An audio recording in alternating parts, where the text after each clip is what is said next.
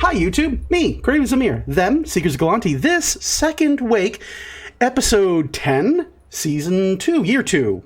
Don't tell YouTube, it's episode 62, technically. If you're watching, you know. If this is your first time tuning into us, hello. Because we do say hi to people that are brand new. Hi-ho, if we already know you. And when it comes to tuna, just a touch is enough.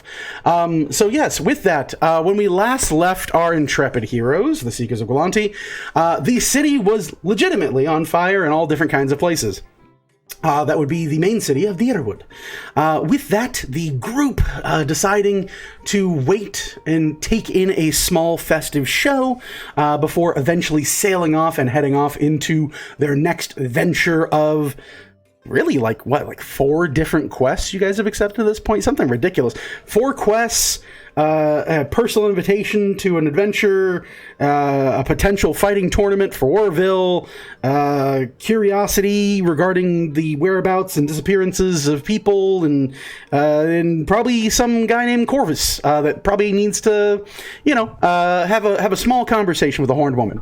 There's just lots of stuff to do up in the northeast, so it's funny that stars would fall here in town. They say home is what you make it, and definitely has everything you need. And when we last left, the group was dealing with saving their would-be home, finding that the falling stars and beautiful starry night of this evening was heralding a ravenous type of death upon the city of Dyrwood, as large creatures emerged from stone-like cocoons that had fallen from the sky, and thusly the group did their best to save all whom they could within the city. So, after clearing around both the beginning of the docks, the tunnels, at least confirming the tunnels are mostly safe, and what they could of the estate of the Lady Galanti, they moved into the actual city-state property of the lady herself, dispatched both a large number of 6-armed clawed creatures that have howled in various types of echoing, cacophonous laughter and hissing sounds, and of course, dealing with the number one foe to all kobolds, a giant crystalline eating person. I don't know, a kobold eater. A creepy kobold eater. I need a better name for that monster other than giant crystalline statue guy. You could just go with Big Chungus. Biggest Chungus. I'm pretty sure that's copyrighted at this point on Twitch, definitely. I got a cease and desist from some really famous streamer and be like, I am Biggest Chungus because my VTuber model, and I'll be like, lol. Go on Twitter and show yourself off, you beautiful bastard. I don't think I can say beautiful bastard either. I think Philip DeFranco owns that one. But anyway, don't sue me, Phil. You're cool. Yeah, so that's where we left off.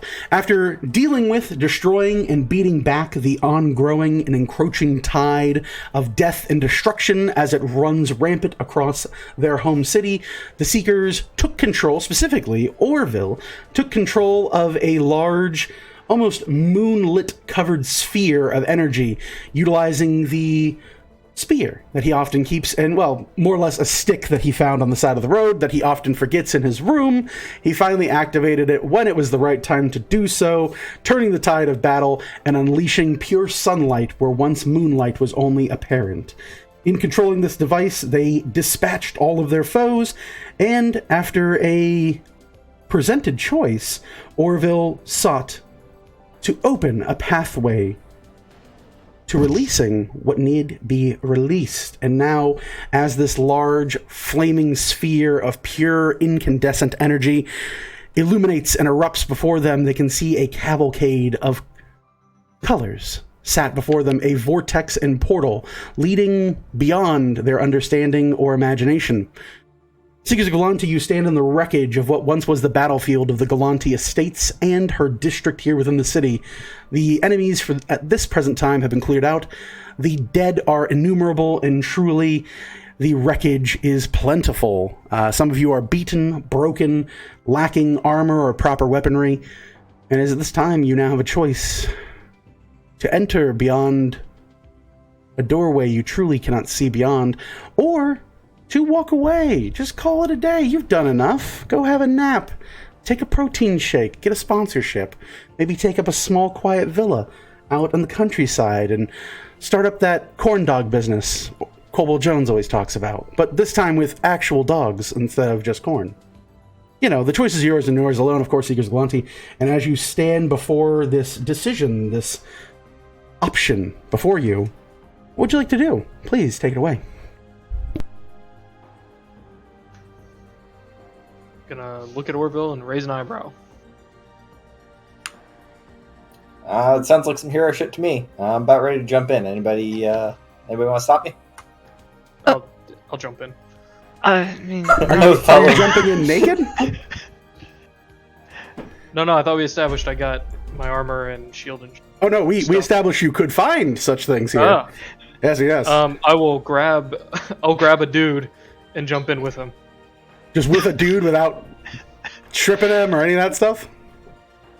Yeah, he's got the armor, I got the armor in my hands. I grab him by the armor and shield. Okay. Just jump through. Are you trained in insight, and is your intelligence over 12? Intelligence is 12, and I am trained in insight. All right, both winners. I will tell you that doffing armor takes about half an hour. Donning plate mail takes over an hour. With help, 45 minutes-ish. This is some BS. Yes, insight would tell you that what lies beyond this vortex is probably nothing happy at this point. And if it is happy, you probably want to not have your... Do dragon folk have cloaca? Just assume yes. I'm just going to assume they do, so you probably don't want to have that just hanging out. You pee and poop out of that thing.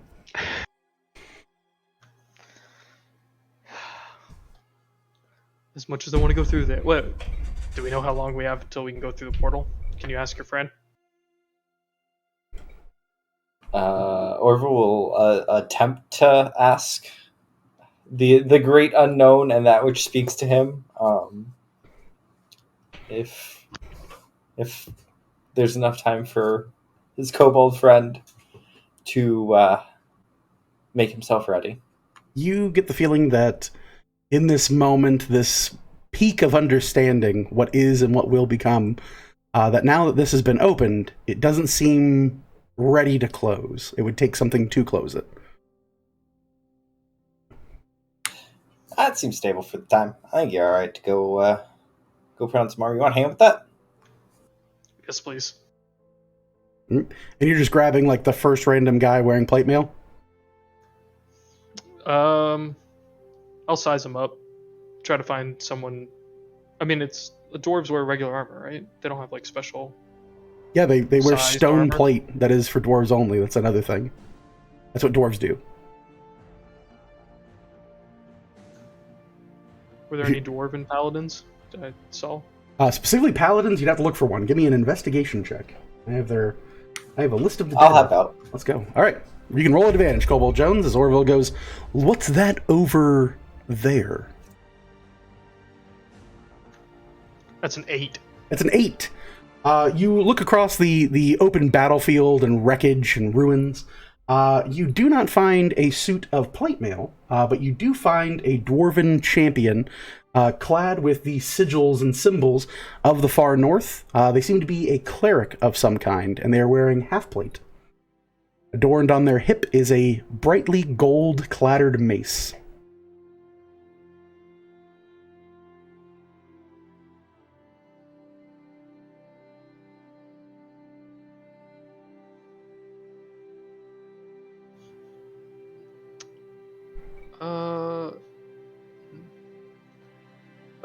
Orville, any idea what kind of god that is? I don't want to get smoked down for stealing this man's armor. Orville will give it a look over. Religion. Yeah. Let's roll that on here. Let's see.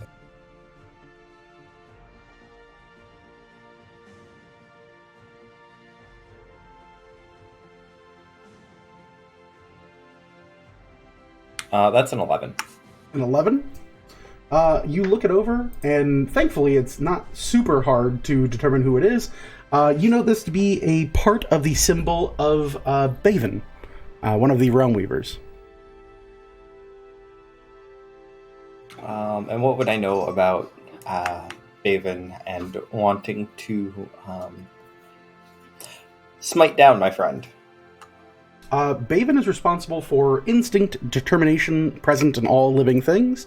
Baven's tenets are that of making a home, founding a family, and growing prosperous within a land of which you till and soil yourself. Yeah, no, you'll be fine. Go for it. All right, cool. Weaver's dead anyway, so I don't even know why I asked, and I'll grab it. All right. You can begin donning your half plate. Is there anything else you want to pull off this dwarven individual? I'm grabbing a shield too. Okay, you grab a shield. It has the large symbol of Baven bayed across the front of it. There are heavy dents and claw marks across it. It seems in pretty good shape, but definitely has seen a lot of combat recently, to no one's surprise. On a scale of 1 to 10, how shiny is the mace? The mace is clattered in gold. Like, it's like literally like a beautiful mace that has like a big kind of like half hilt in gold, emblazoned in gold. All right, Goblin Brain, go brrrr, I'm grabbing it. All right, you pull it, and as you kind of pull it free from this kind of death grip of this dwarf, it pulls into your hand, and there is like a remarkable lightness to it, almost as if it doesn't weigh what it looks it weighs. Oh, we'll hold it up, kind of inspect it. Go ahead and give me your choice, either an insight check, or you can give me a investigation check.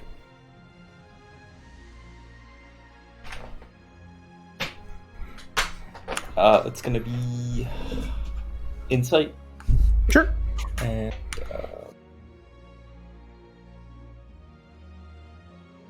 that's a 15. 15. You take this mace and you hold it up into the bright light beaming forth from this now created portal of fire and sunlight. It shines beautifully so, and you can tell that this is gear befitting another Weaver's Chosen. Specifically, what you eventually or previously thought as just a simple iron mace is actually made clad of mithril and has heavy golden plates that have been emblazoned around the handle. Each one bears what appears to be a section or sermon of the Book of the Weavers.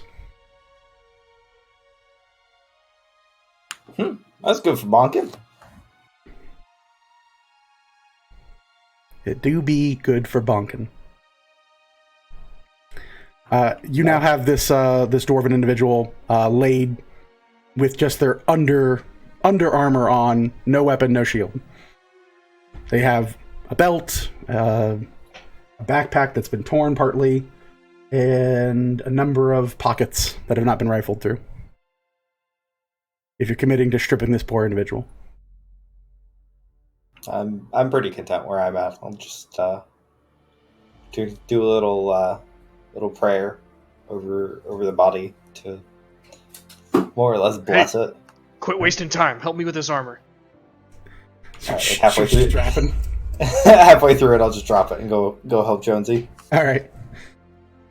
You're like, and the father, let me get that strap for you. You start pulling it. For the remainder of you, is there anything while Jones and Orville begin to re-equip your kobold friend that you want to do? Again, the stench of death is heavy in this area, even though it has been cleared of this incursion of creatures. Most of the dead lie around in very precious material, to say the least. Many of them were likely Weavers Chosen either of the House Galanti or other homes, and many of them now are crushed under falling debris, torn in half, or partially eaten.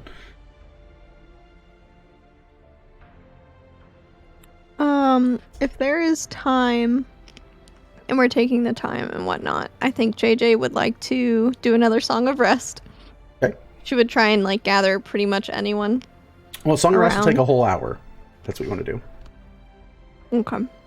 Well, if we're taking the hour, she'll do that. If not, she will just go around, check on folks, tell them to kind of, squat up kind of in the middle of the square, and then take care of burning any of the dark roses, I guess. Mm-hmm. Dark Black and white wildflowers. roses? Sure. Easy enough to do. A number of the people, as you kind of bade them to gain together, kind of look at you strangely. and many of them kind of like wave you off a bit. Many wanting to seek more glory, patching themselves up as best they can, doffing and quaffing potions. They seem to, much like your own group, be apt and most suited to combat. Many of them having dealt the majority of what they could to the large creature before it was perished under the bright light of the sphere from Orville. But many of them kind of give you like the old like hand wave. Most will tell you there's work to be done, there's heroing to do. A few of them give like some curious glances at Kobold Jones as he starts stripping this dwarf and like stealing gauntlets and armor and shoulder pads and holding up pieces and being like, that looks like it goes on my back. I feel like this goes on my back. Like, a few of them are kind of like very unsavory to like loot the dead, but they're not going to complain when it's legitimately the end of the world as far as they know it. But most of them seem to attempt to muster what fighting spirit they have left, form new groups if able, and begin to set about reinforcing the area and pushing back to aid other areas of the city. Yep. All right. Celeste, Morgan, Velithil, anything you all want to be doing while we wait for Kobold Jones to re-Optimus Prime up?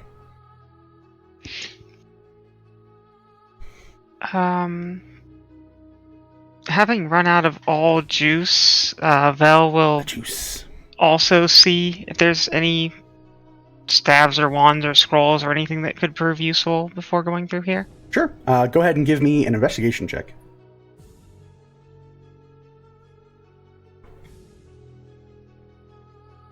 15. 15.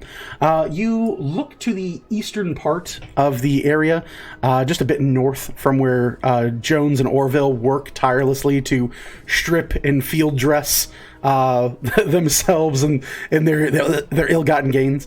In doing so, you find what used to be the remnants of a group of likely mages, a number of individuals that are dawn of cloth. There is a heavy kind of thicket of arcane residual energy that is still kind of present in the area.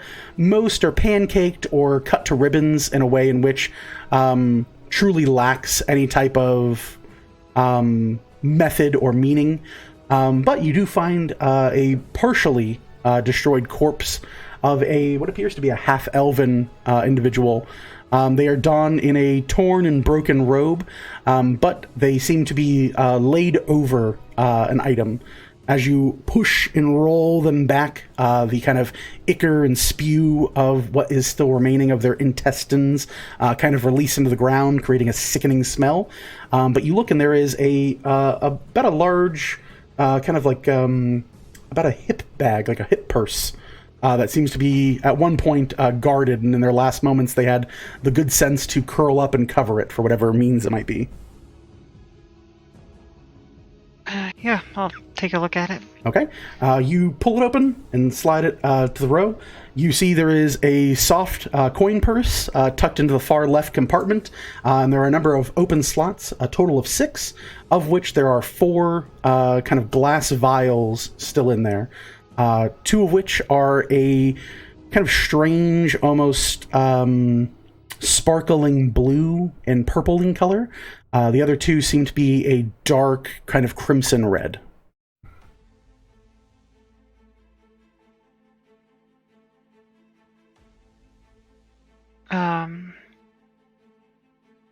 Yeah, I'll spend time identifying what these are then. Okay. Go ahead and do that as we come back to it. Celeste and Morgan, anything you all want to do?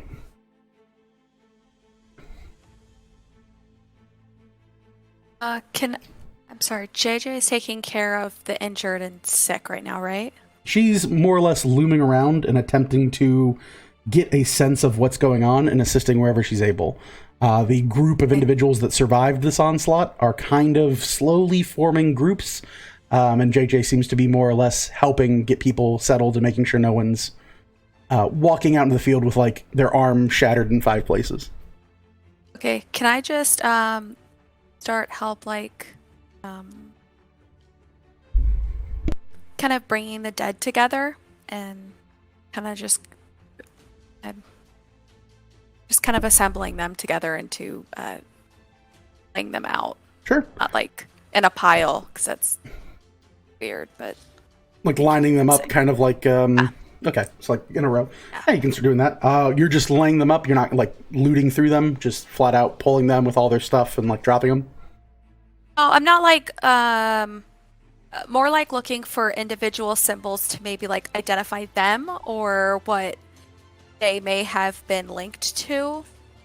Okay. Does that make sense? Yeah. I'm not trying to like steal their gold. Like that's not what this is. Gotcha. Yeah, you set about pulling people out of the wreckage.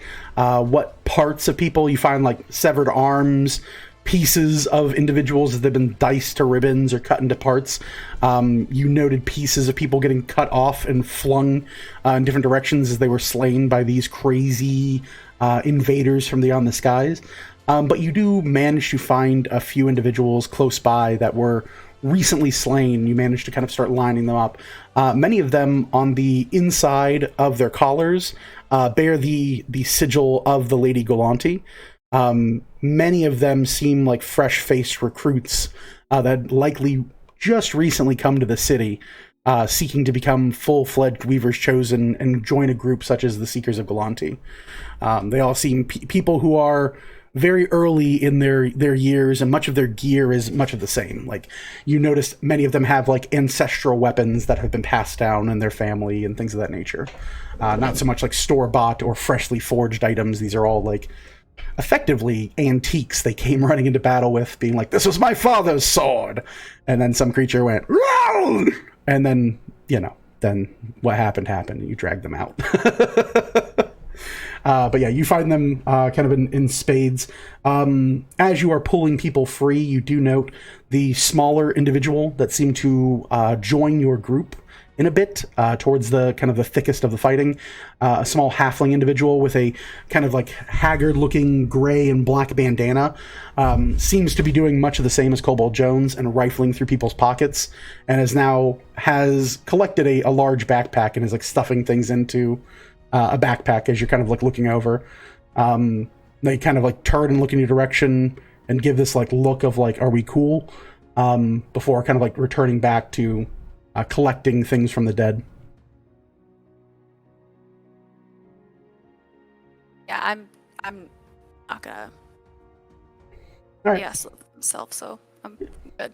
All right. Yeah, they set about their work, and you managed to start collecting people. Go ahead and give me an athletics check.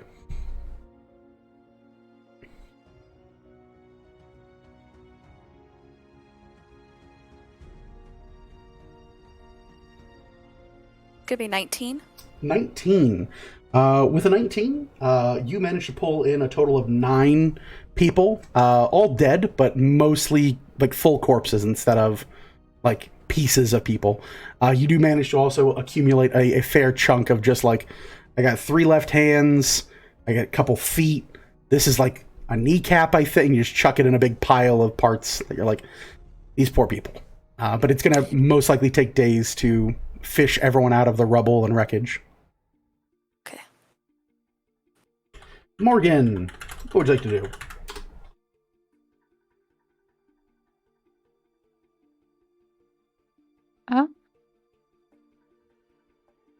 Well, I'm not good at any of those things you guys are doing. I'm not very strong. Can't really lift bodies, not good at healing. So I think I'll just kind of hang out. Hang out? All right. Sit and watch and just like kind of take it all in and be like, oh, this is ridiculous. She wants to loot the corpses, but doesn't want to seem like a monster. There's already someone So looting bad. corpses. If ever there was a time to loot corpses, this is likely the time to loot corpses. I can't loot the people that work for the same house. That just feels wrong. I mean, you can look for people who aren't of the same house. That's the other thing you can do. Hey Morgan, I think this poor bastard has gold in his pocket if you want it. Hey This guy- Morgan, if I had the spell slots, I'd be making zombies right now. Hey Morgan, you could just go gank that dude that gathered all the loot for you. Deep within Yeah, your it's like- mind, you hear, hey, Morgan, we could eat a person. I mean, incorporate useful materials. You could be like one of the bully kids for trick-or-treaters and just beat that guy up and take his candy. I'm just going to have all these thoughts while sitting on my hands next to the portal.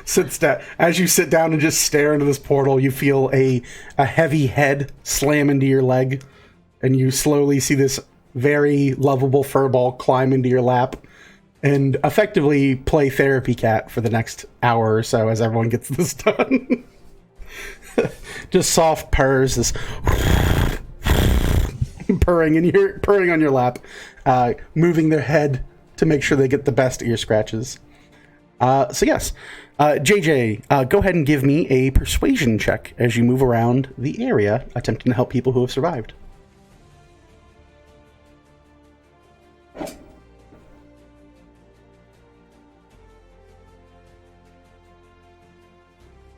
That would be a 21, please. A 21.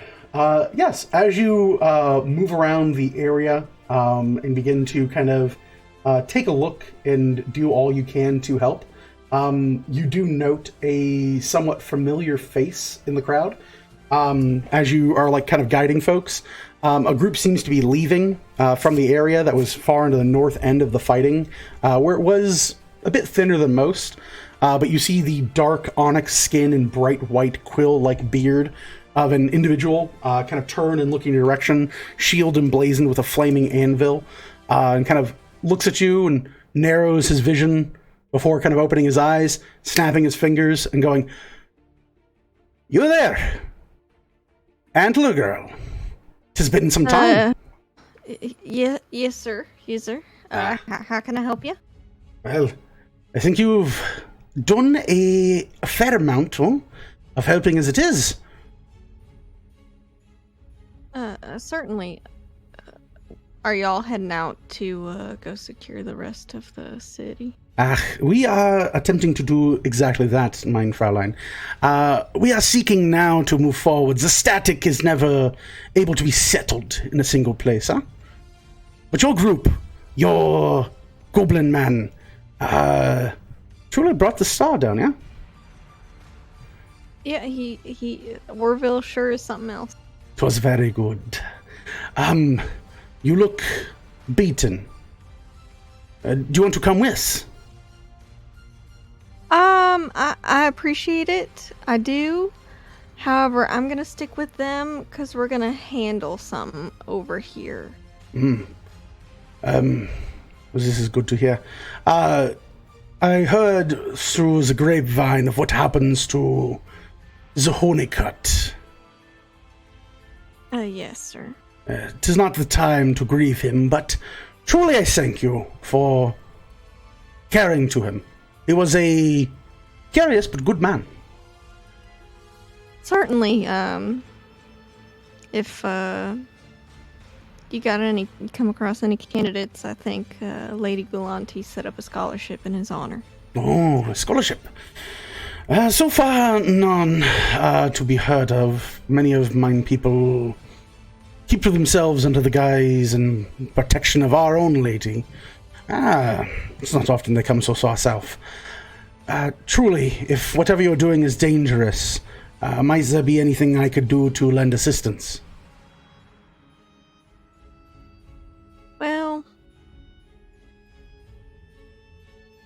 just make sure to take care of yourself. I know that we're getting a little strapped on magic for the day and all that kind of stuff. But you know, we're trying to work it on through. The lady is safe, thankfully. You know, I think there is I don't know if you've seen him. We've got a guest from up north as well.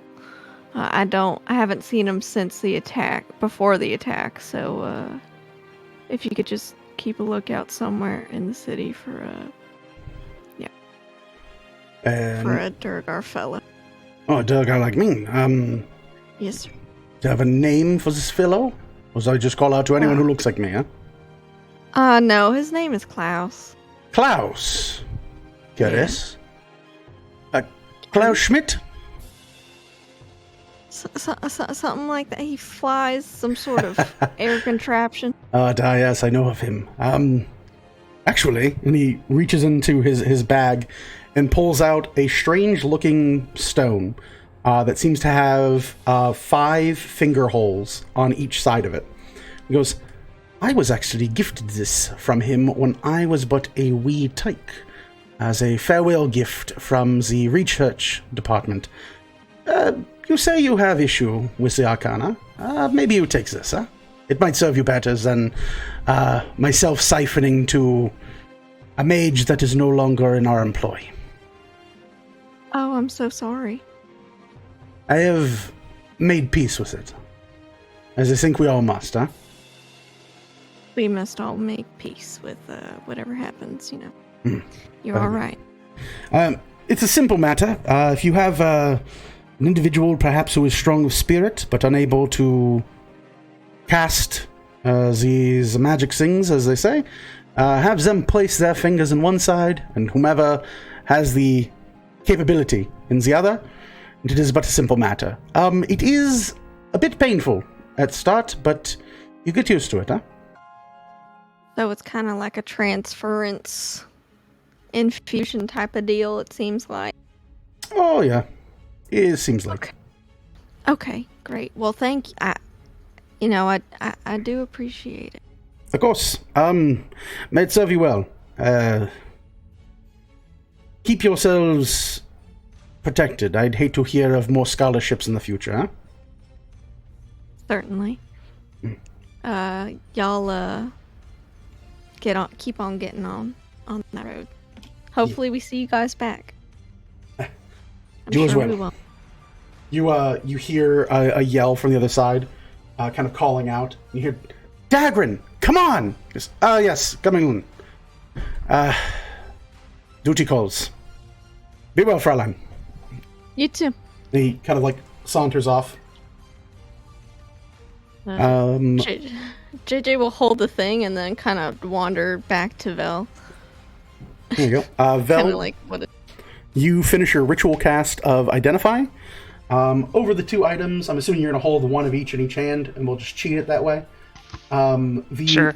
Yeah, the red ones are greater healing potions, 4d4 plus 4. The blue starry ones are known as liquid arcanum. They can be imbibed to restore 1d4 spell levels per day.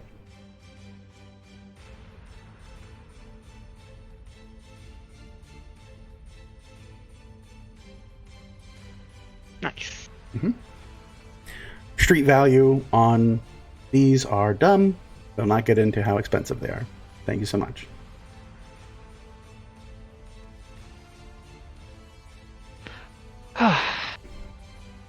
That's good. Oh. Hi, JJ. Honestly, I'm just looting corpses. Oh, I'm not gonna judge. The nice fella from the Static that sold Colt the gun just gave me this thing. Ooh. She's just gonna hold it up. He's good. Oh, you see this large kind of like stonework device that has 5 finger holes on each side.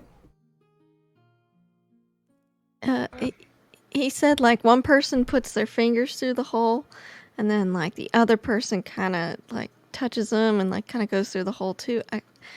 It's kind of confusing, but it kind of transfers the arcane kind of power from one person to another. He says it hurts, but it kind of helps. It might help us. I know we're kind of getting tapped. Well, I've got a couple of things left if you need it, and well, I also found these potions, which will recharge a bit of arcane energy. But that sounds pretty fantastic. I thought you were just given a dwarven paperweight for a moment. It is very kind of unassuming, kind of. I guess we'd have to see if anyone's willing to. I don't know about you, but I'm completely tapped out right now. I can do a couple of things here and there, but not a whole lot of ass behind them. if you catch my drift. Well, they'll just kind of pitter patter. do we want to see if any of our teammates would be willing to offer us a bit of energy, and then if we need to top off, we can each have one of these, and I will give her one of the blue potions. Oh, we certainly could. We certainly could.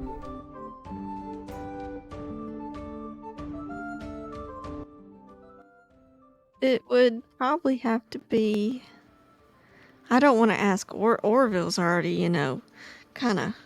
He's got the situation under control, so I don't want to ask him for too much, because he's got to keep things under control. Maybe Jones is kind of rough in it. I think it's more of a if anyone's willing sort of thing. If no one is, then we won't get to try it out. But, I could identify it if you'd like me to. I was going to summon Aja. She's going to be mad at me, but I wanted her aid before we went through this thing. And that's fine. then I was going to pray to Vaza and hope that he finds Buddy, because I don't know where Buddy is right now. That is a good... how about I pray to Vasler, you summon Aja, and then we get it all going, and just cut that time in half. All right. Cobalt Jones, you finish donning and doffing donning your armor. Orville, you finish assisting as well. Morgan, you continue to stare listlessly into this flaming sphere of a portal. Celeste, you wipe the sweat from your brow, and you feel as if you have truly done a good deed. You feel something deep within the center of your chest kind of blossom with a bit of warmth. There is something about this action you have taken that does seem to be like smiled upon in the light of those who might be watching. Orville, you return back. Cobalt Jones returns back. JJ, you pray to Vasler. What are you praying in your what is your Vasler? What is your Huggy Bear prayer? That's fun to say. That is really fun to say, actually. It's a Huggy Bear prayer. Trademark pending. Oh, dearest great one, I hope you're well. Seems like things have rained down, stars have rained down upon us on this day, yet we have handled it to our best. I ask of you in this time to help us find our dear friend Bartholomew Buddy in all of his broken kneecap glory. Because we are about to go elsewhere, and it would be great to know where that motherfucker is. Anyways, we hug and we kill with both arms. Thank you, dear Vasler. Unholy men. Unholy men. Go ahead and give me a D100 roll.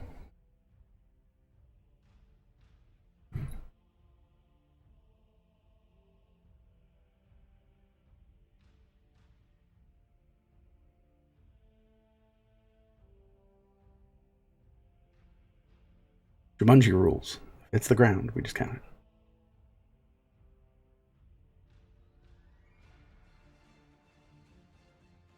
That's 11.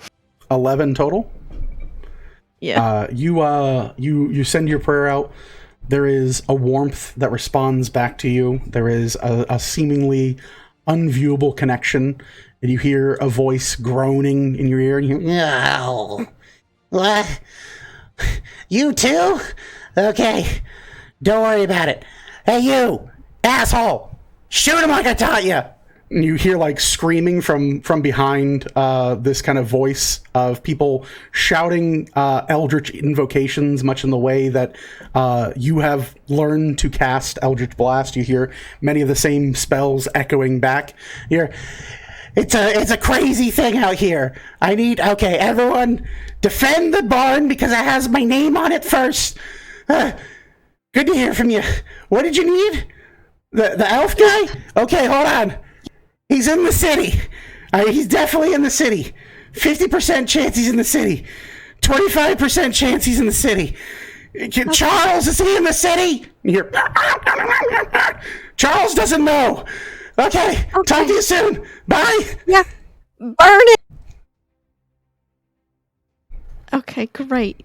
Belle? Belle? Mhm. Yes. The same thing is happening at the farm. Well, yeah, I mean, it's just on the outside of the city.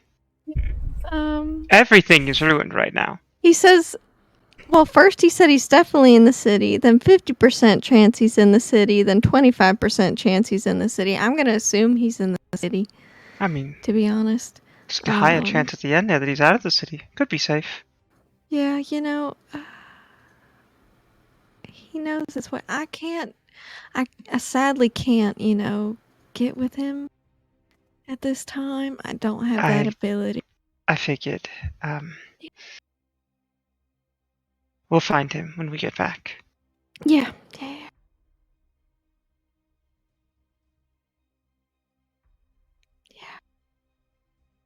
Mhm.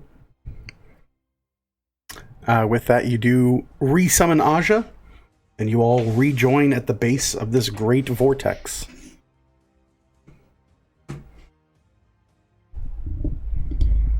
Seekers of Galanti, what is your next move?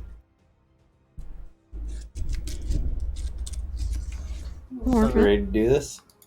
Once I see everyone is around, I'm just gonna walk in. You see everyone around, you're just like, doodle doodle doodle doo. Cobble Jones vanishes. Get it. Armor and shield. Can't leave For him behind. us, I mean, by them. fucktard. We just drank the thing. So we're all going. All right. Everyone one by one running into this portal. Anything last actions you want to take before following? I have a magic rock that could let us have a power back, but whatever. Doodle doodle doodle doo. So walking through, Vel? Yeah, and I'll...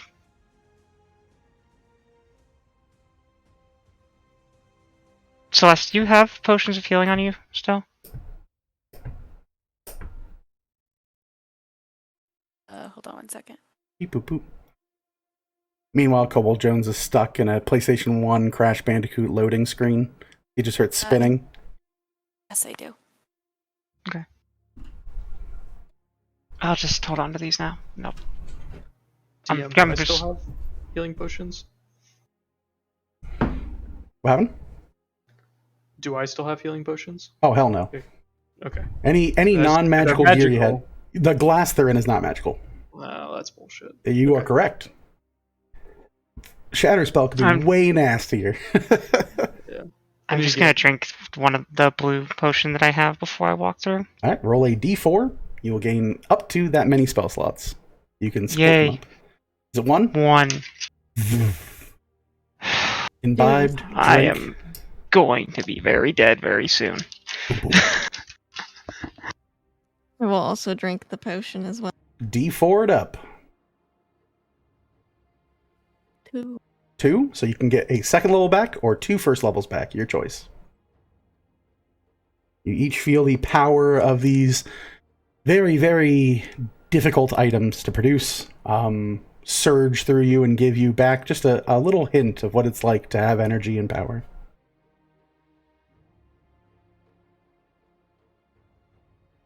Any other prep work before you follow Cobalt Jones?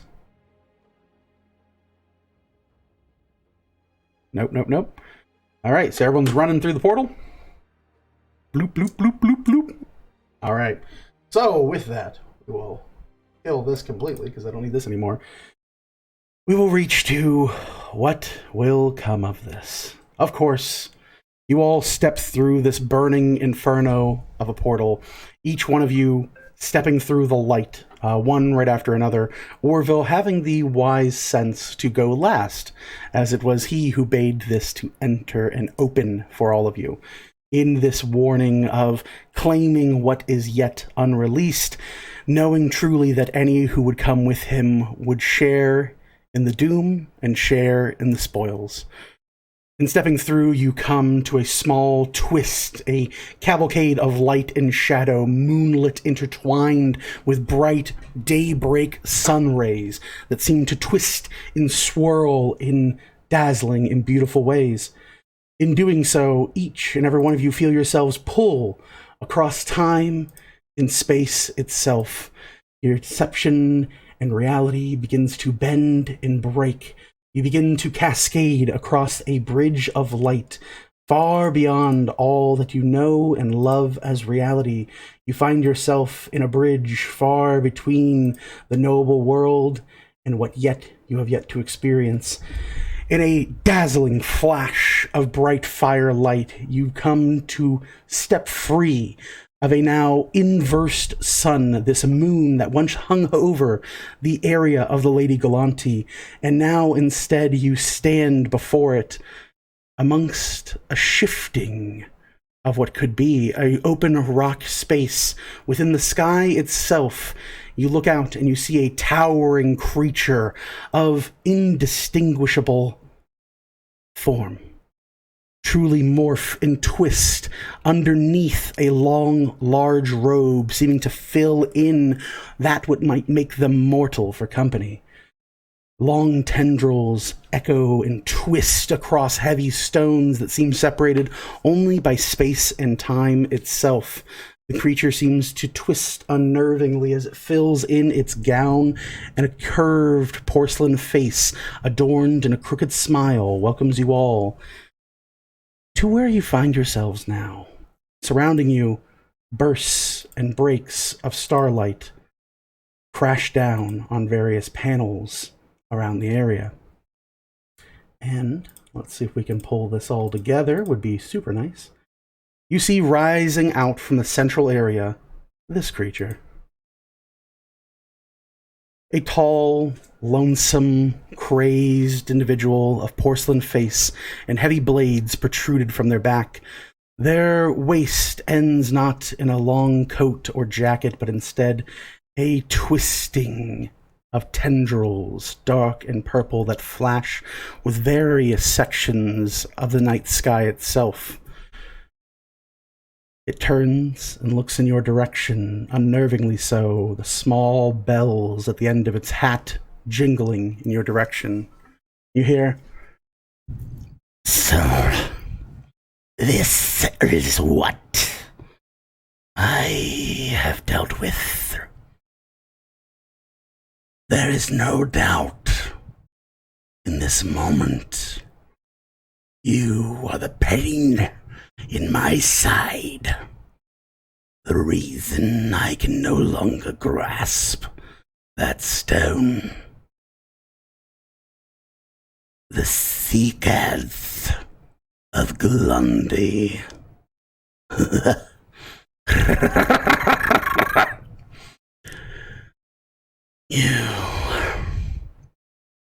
I had hoped to invite you all to meeting on more comfortable ground. But I suppose one cannot be picky when vengeance has arrived. Welcome to the great show. I am he who you have heard. Allow me proper introduction. I am Clown Kizzo, and I truly appreciated our time together.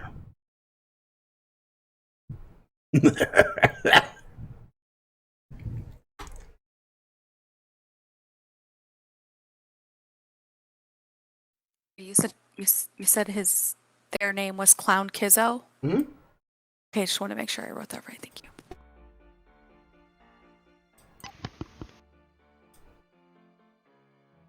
You've changed.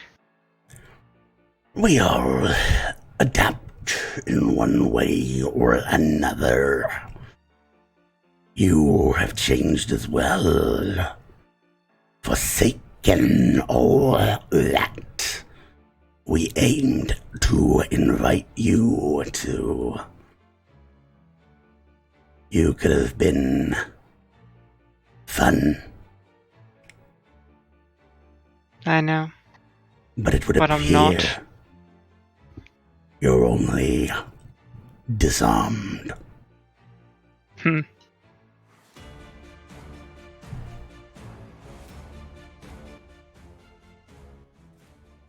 as the creature looks you all over, you can see at this point, let's go ahead and do this. And let's do, I believe it's here. There we go. You all see the long tendrils that make up the bottom portion of this creature seem to extend out over other floating boundaries beyond what your visible sight is. They cling and clutch, wrapping themselves around heavy-looking, bright, sunlit stars. And if we can link this all together, should be able to see it shortly. Beep boop. Maybe. Yeah, there we go. So, you all stand in front of this star, quite easily so, but you see 3 other stars that are currently enraptured in heavy-looking tentacles, each separated by floating stones by which there is no discernible crossing. The creature twists and turns and looks again in your direction and goes, "Last a chance, sickles of Gulani. You could be so much better than what you were. Something glorious. Come, join what Autumn continues to be. You can see the power we reap. Some of you still carry it within you."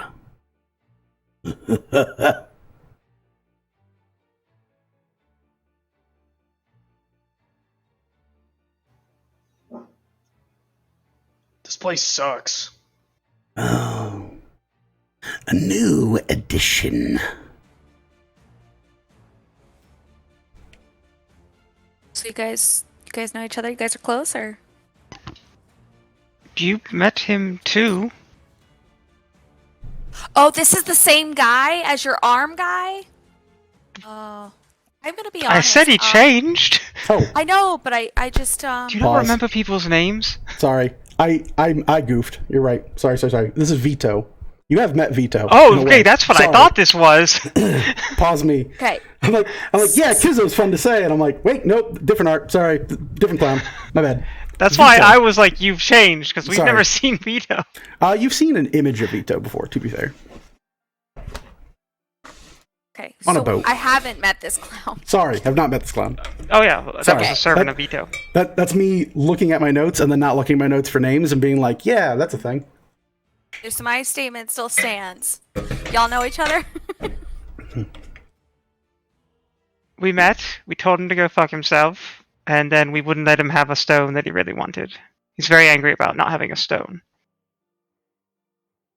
Oh. The fellow, the clown we fought, works for him. Oh. Yeah, he's like Lady Goulanti, but for them.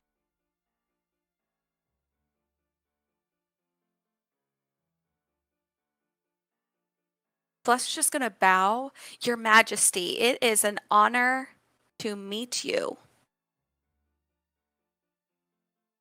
Celeste, So, hate to burst your can we bubble, but just- this hell is evil.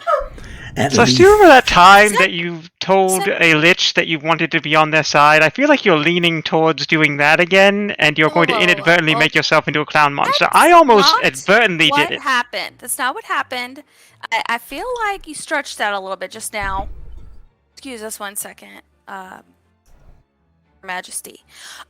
Look, what happened previously was just a total misunderstanding. I thought that we were gonna get matching jackets.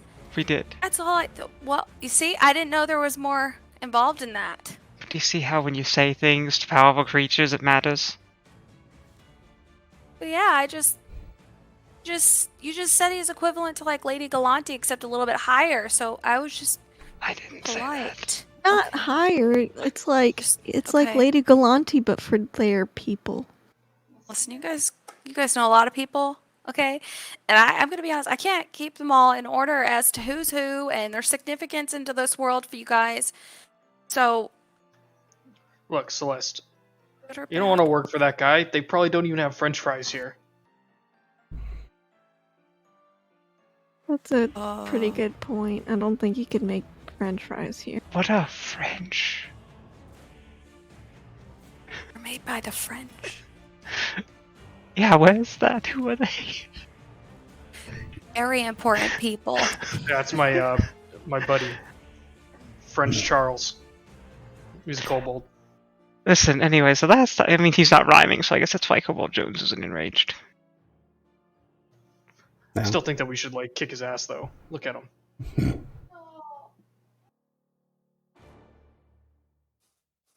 So, So we Orville, We don't like him. Yeah, JJ? we're here. Does your great knowing say anything about being here? DM, does my great knowing have anything to say on the matter? The words from 2 weeks ago echo in your head. You must claim what has been locked away.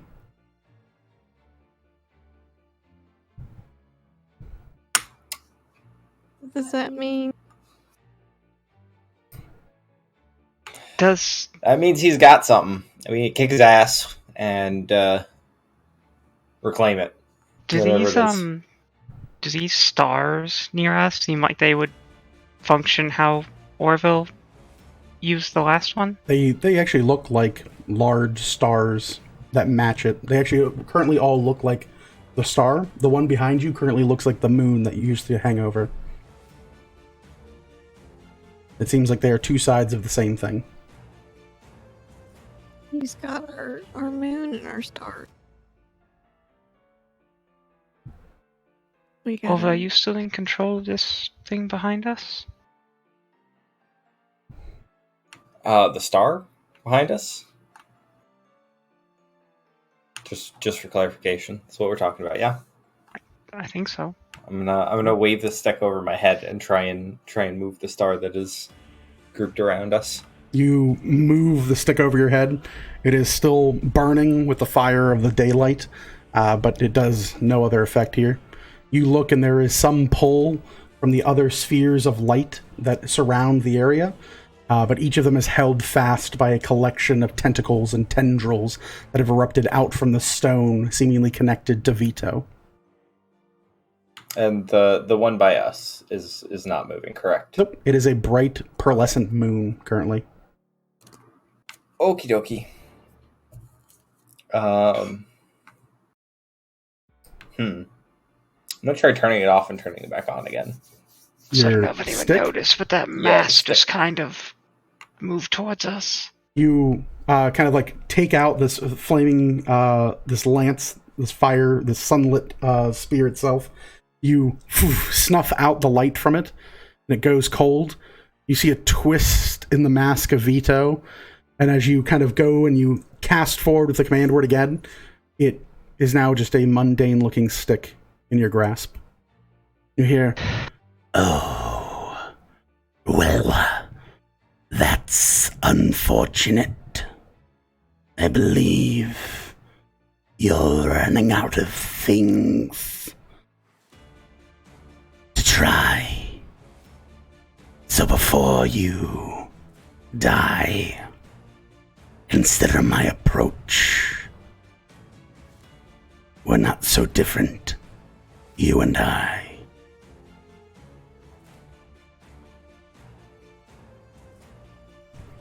I think we're plenty different, friend.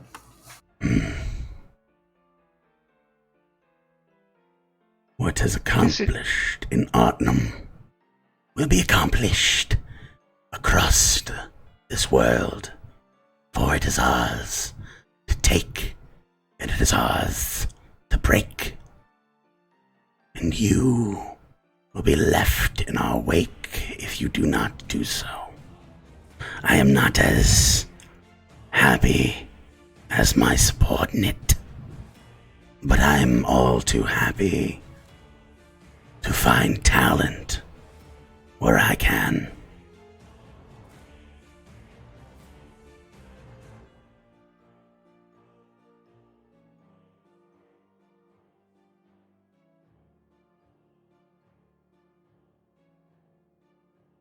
Surrender yourselves, and I'll forgive that incident on the road with the stone.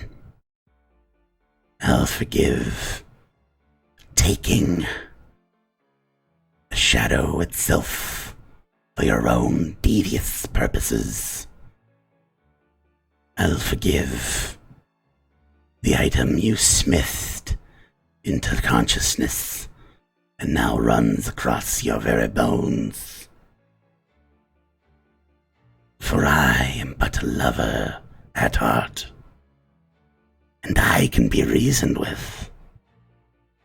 Can you?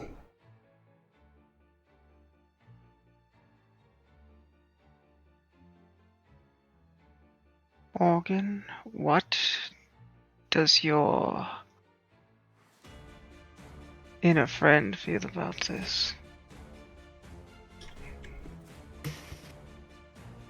Can I kind of ask if she knows anything about Vito? You ask, and there's not really a response, but you do feel your adrenaline hit up to the moon, and the fight or flight response is like heavy right now. You start pooling sweat from your forehead, and you start feeling like an uneasy twitch in your hands, as if you like are ready to jump at a moment's notice. Your danger sense is on like high alert right now. I'm just gonna look at Val and just shake my head.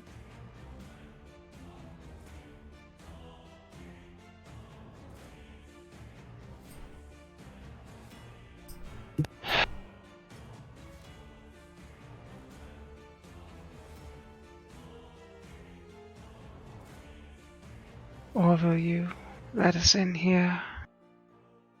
Kind of looking for some insight from you on this one. Well, I think there's one way out, and it's through this guy. I think there's two ways out. I gotta look back at the moon. You look, it's a solid moon. Oh, it's not like a... Nope.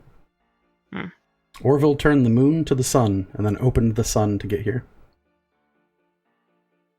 You look, there are 3 other suns in this area. They're just covered in bright purple, translucent, and starlit-born tendrils. There are 3? There are 3. Where's the third one? Do-do-do-do-do-do-do-do-do-do. Oh, okay. It's a big map. It's like you're in space. Orville, do you want to talk to him more, or? I don't see much use in talking. I came in here to fish out what is, and it seems to be obstructed by this fella, and I don't see much room for moving.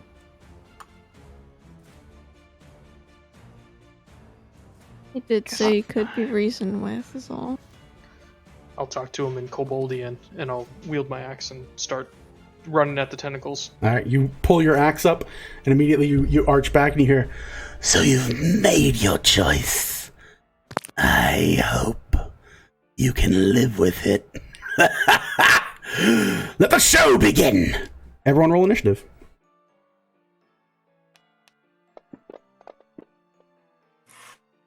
About how far away are the other stars? Each square is 5 feet on this map. If you need, I can zoom in at any time. You all are... Oh, I mean, but these actual spaces, like, is that actual space between them, right? Yeah, unless you're on one of these floating rocks, that is a death drop. Okay, that's what I was asking. Okay, perfect. Thank you. You are in a place between time and space. All I right. thought you didn't rhyme. I rhyme. Vito doesn't rhyme. Kizzo does rhyme. And the other He two... rhymed a little who bit, knows? but then he ended without a rhyme. Boom, boom, boom. All right. So, with that, anyone with a 20 or higher? Yeah, Aja got a... JJ, my what'd you get? failure to open her stats. 20 for JJ. 20 for JJ. There it is. 22 for Morgan. Okay. 23 for Aja. Okay. JJ. Let's see here. 15 or higher. 10 or higher. Val got a 10. Val got a 10. 10, 11. Okay. And Celeste, what did you get? 13. And Orville? 8. Chunk got a 3. Ooh. You want Chunkini to be here for this? Can't really die, can he? But he can't do anything, so probably not. Alright. He sits in your backpack as a improvised weapon if you ever need to hit somebody with 50 pounds of anything. So, start of the round. You see this large tendril collection of kind of like enrapturing looking tentacles seem to twist and mire itself in front of you. Aja has won the initiative. What would Aja, the barb, like to do? It's actually a flying snake, but still, what'd you like her to do? She'll go give advantage on the first attack versus this tentacle monster here. Okay. You do a flyby. You hear a squawk, squawk, and then she swoops back over. Morgan.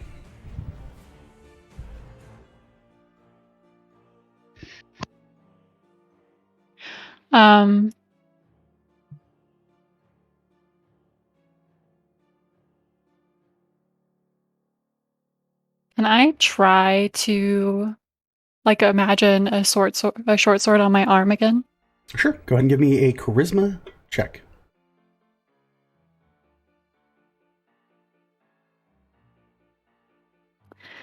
That's a 6. 6. Okay. So no. Go ahead and roll 1d8, please.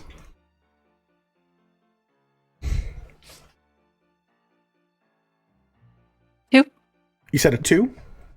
Mhm. Okay. You take 2 points of necrotic damage. You lose a hit dice out of your remaining pool, and you scream bloody murder. You lose a point of sanity immediately. As you feel your skin rip and tear as if you've been diced by shards of glass. You see your blood begin to pool across your arm and then turn a bright, beautiful silver. It forms, and from about elbow all the way up past your fingers, you have a large blade where once your arm once was.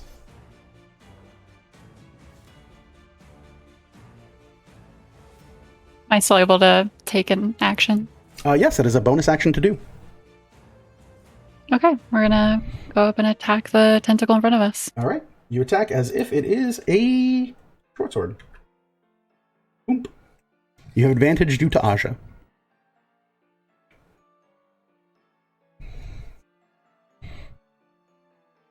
17. 17 total. You strike out and slice into the side of this large tentacle. It cuts clear across. Go ahead and roll damage with sneak attack for having advantage.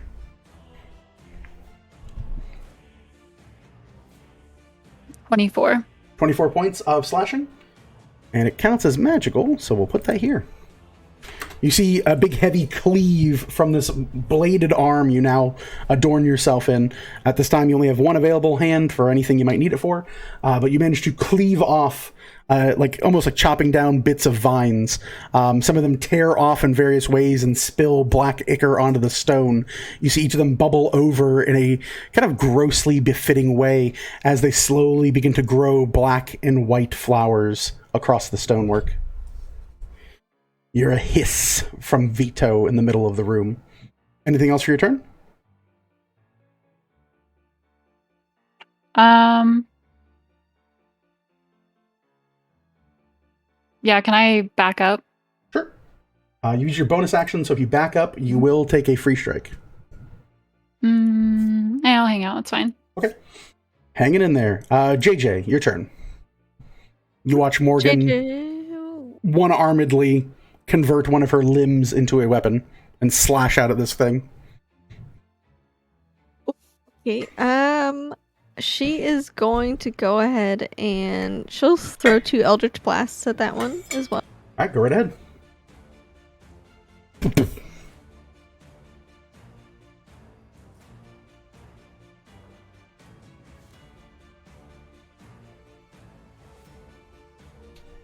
One is 13 and one is 10. You fire off, and you see this kind of like twisting, withering forest of tendrils move and suddenly rip themselves apart, and both bolts fly and soar across the open air. She'll curse to herself, but we'll stay there and be right. All right. Top of the round for Vito. You see a twist of this long, large body, this creature now roughly about 14 foot tall with heavy tendrils that extend out beyond the barriers of this place. They howl and you hear this. Oh, I have waited for this so long. I hope you will not disappoint me. Your screams will have to sustain me. They will turn and look at who we got here. We'll shoot for Kobold Jones because he's right there in the front line. Kobold Jones, we are going to see a flash of light from the mask of Vito from behind it. I need you to make me a Constitution saving throw.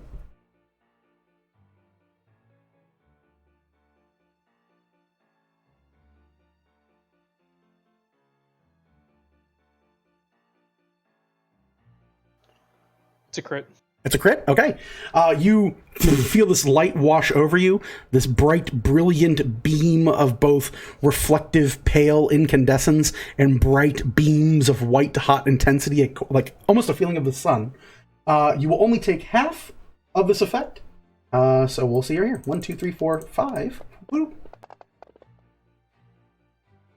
So you will be taking 19 points of necrotic damage. You feel for a minute your body twist and break a little bit, but you manage to hold on to whatever this ill effect otherwise carries from this gaze. That will be Vito's primary turn. Let's see here. Celeste, you're up. Okay. I'm gonna move up to these tentacles. Yep, go ahead. And I'm going to... Is there enough? Okay. Anyway, I'm just gonna move up to them and swing on them. Okay. Let me do that. Go right ahead. Okay. Okay. I'm gonna try again. Okay. Second attack. Boom.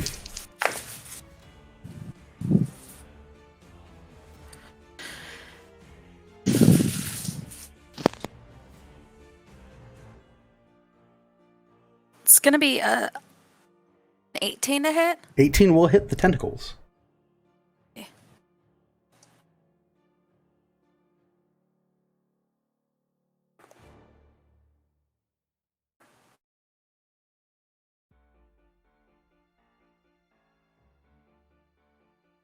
$21.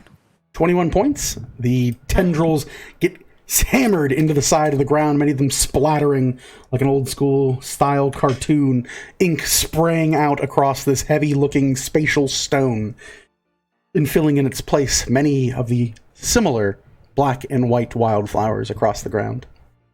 Would that be your turn, Celeste? That is my turn. All right. We are in what we like to refer to as a target-rich environment, so we will do evens and odds. Seems like a fun one. Boop-a-doop. We will do odds. So, Morgan, how you doing? The large mass of tentacles flatten themselves as thin as paper might be, move underneath you, and then sprout up like almost like a myriad of spikes. I need you to make me let's see here. Oh, I have to actually roll. My apologies. Thought I had it. Yeah, okay. Yep. Oop. Bam. Does a 15 hit you? Nope. Nope. All right. You see them come up out of the ground and simply harrow your movement. They twist and move unnervingly, and that will be their turn. Boop, boop. Let's move you on top. Boop. The other tendrils will each take their action. So I just need 3 of them. 19. All right. You see each one twist and wrap around these orbs of light and begin to snuff much of the light that peers from them. Each one with a push and a pulse. You begin to hear this screaming echoing out from the area. The sounds of innocent voices being torn and ripped into from some unseen and otherworldly force. Let's see here. That is going to be their go. Cole Jones. Start of your turn, you are starting adjacent to the tendrils. I need a dexterity saving throw.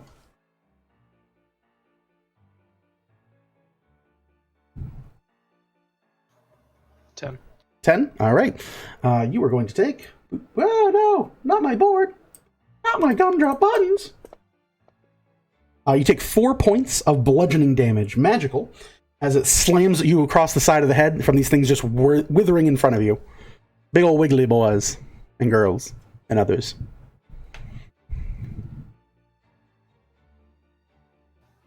What would you like to do? Going to. So, actually, I have a question. The wand of enlarge that I have, is it once per day? I believe it has a number of charges on it, doesn't it? I think it's 3. I'm not sure. I didn't see one in the compendium for items. Let's see here.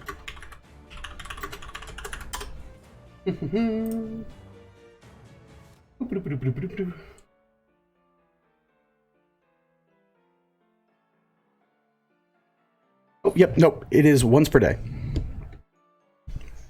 What I have in my notes. Well, then I am going to step to the left 5 feet, and I'm going to swing on it.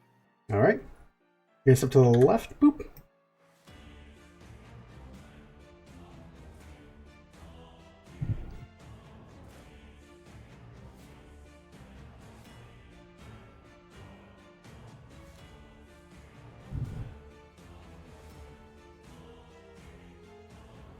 It's 18 to hit. 18 will hit. And you're using your axe? Yeah. Okay. It's for 9 points of magical slashing. 9 points of magical slashing, he says. Yeah, takes it. Let's go again. All right, seems good to me. That's a 12. A 12. The second swing you bring back, whew, big heavy swing, big heavy miss. You see them twist and turn. At this point, the collection of them seems more shadow than real tendril among the masses. Will that be it for your go? I am also going to, as a bonus action, push Morgan 5 feet diagonally away from me. Okay. Boop, to the other side of the puddle. Yeah, out of the bad stuff. Works for me. You shove her with your shield. She stumbles forward, out of danger. You see the tendrils seeming to try to wrap around her and become unable to do so. Will that be your turn, Cobble Jones?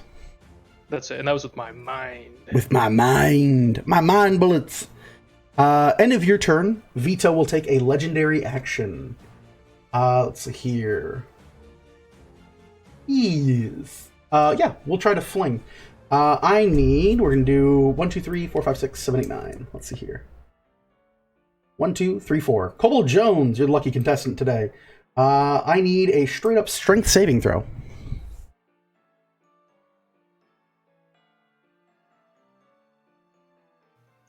22. 22. You hold on as you see underneath you one of the tendrils goes under one of your feet and attempts to flick you up into the air. You manage to sidestep and grip the ground as best you're able, and it goes harmlessly past you as it's unable to gain purchase on your form in a grapple. Velithil, your turn. I want to step up 10 feet. Mm-hmm. And having seen Orville do it, I want to try and take control of the star that's to the north of us. Okay. How? I don't know. Okay. I will tell you, you are a smart enough character to know that you do not have an item that would allow you to do such a thing. Okay. I'll say where I am, and I will ask the tentacles for an intelligence saving throw for Mind Sliver. Okay. What kind of damage does Mind Sliver deal? Psychic. Okay. You see the tentacles reverberate. When an attack that causes psychic damage is directed against the tendril spawn, the attack rebounds against the attacker. Resolve the attack as if the attacker were the original target, and using their ability modifiers and proficiency bonuses rather than the original attackers. So go ahead and give me a saving throw versus Vito's saving throw DC. 21. 21 will make it. You feel them as you reach out psionically to this creature. They reverberate and redirect the spell directly back at you. And you feel a twitch as you can feel your own energy kind of course back in you. Not dissimilar from the event you might have had not so long ago against another creature from Artnum. Yeah. Curl up into a ball and cry. I don't think it's a free action, but next turn I got you. Yeah. Oravel. Actually, end of Velithil's turn. Nope, I don't have anything that costs one action left that I can do. Never mind, sorry, go ahead. Alright, first attack, we're going to try and jumpstart both the stick and this cosmic rock that's next to Orville. Okay. By bonking the, I believe you described it as a moon? Yeah, it's a sun. It's a large moon. Okay. I'm going to attempt to kickstart both the moon that I can no longer control and my stick by smashing them together. Sure. You take the stick as your action. You plunge it forward to attempt to smack it into there. You see it dip below the surface of the moon and pull back. And as you pull it back, the stick is lit, but in bright, beautiful, incandescent fire. You know that it has the cold effect for the second half of what it can transform into. Cool. Yeah. Am I able to now control this moon? You don't feel the same connection you did as the bright blazing star before. Okay, and that was my full action? That is your action to reignite this thing. Okay. I will... I'm active. I guess I'm going to... Can I get on, like, the other side of Cobalt Jones, like, swing around and get flanking, like, next to Morgan, I guess? You can certainly try. Are you trained in nature? I do not believe so. Okay. I will double check. No worries. No, I'm not. So 5, 10, 15, 20, 25, 30 to get to there? Yeah. All right. Works for me. Let me your turn? Yeah. I don't have much to do with the bonus. All right.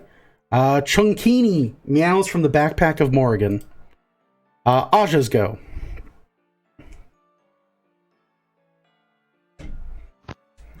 Help action from Morgan. Okay. Morrigan's go. Start of your turn, Morgan. I need you to make me a... Am I here? I read and I read and I read, and then I still forget. I need a Constitution saving throw. Start your turn.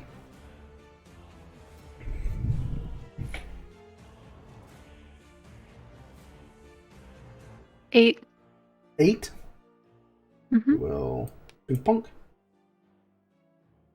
Oh no, that's if you're okay. Never mind. Sorry, it's just the D4 when you start adjacent. 3 points of magical bludgeoning. Sorry.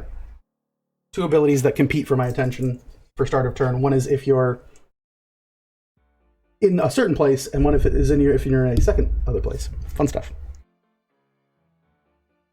Then you can continue your turn as normal. Okay, I'm gonna take another swipe. Go right ahead. You have advantage from Aja. Specifically, Aja is giving you advantage. 25. 25 will hit. Go ahead and roll damage plus sneak attack. 21. 21 points. You slice into this creature. You see tendrils rip and tear free from one another, and it slowly crumples into a bright, beautiful stain on the ground. Your long, beautiful blade seems to twist and shiver, and it seems to want to pull in the remnants of this creature. Do you want to allow it to do so, or do you want to attempt to resist it from doing so?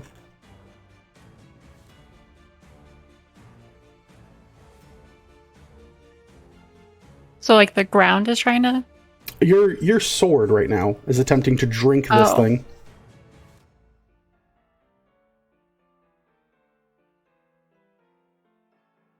I'm gonna let it.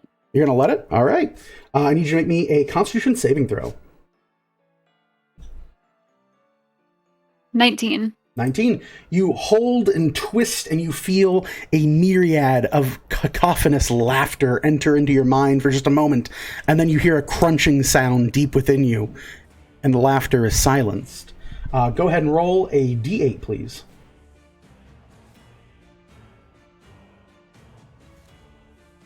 Four. 4. You gain 4 temporary hit points. Will that be it for your turn?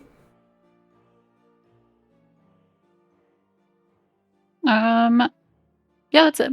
All right. JJ, your turn. You look around, and where once tentacles and tendrils once were, now there is not. There are 3 left, and there is a very scary-looking clown creature. Klon, perhaps. She is gonna go ahead and toss some more. She'll move forward with to get up with the group now that it's a little bit more safe. Mm-hmm. But she's gonna throw a couple more Eldritch Blasts over to the tendrils just up ahead of To the north. Roll to hit.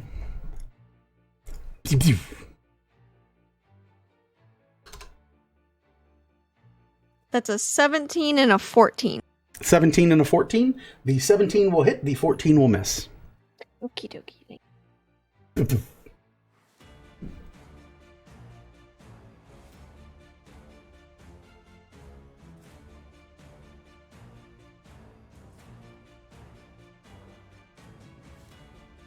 9 damage, please. 9 points of force damage. You see it strike into this wiggling mass of energy, and it takes the force damage. Will that be it for your turn? Yep, she's gonna be done for her turn. All right. Vito's turn. These are reset, and they will roll for recharge. They recharge. This time they will aim for... Morgan's the one who killed it. So, Morgan, go ahead and give me a Constitution saving throw as you see a flash of light from behind this mask. 2 beams of moonlight and sunlight fire off in your direction. 14. 14 will fail. I need you to please take 40 points of necrotic damage, and you are dissipated. You watch... Go ahead. Can I uncanny dodge that at all? You can. You can take 20 points instead, as it is a single source. It is a spell attack and a ranged one at that. So yeah, you take 20 instead, but you are still dissipated as you failed the saving throw. You will watch as these 2 beams of light and shadow strike Morgan in the chest. She shakes for a moment, and you see her body begin to become pulled apart. And where once there was a rogue, there is now just a cloud, almost a gaseous form of what used to be your rogue. That is Vito's turn. Celeste, your turn.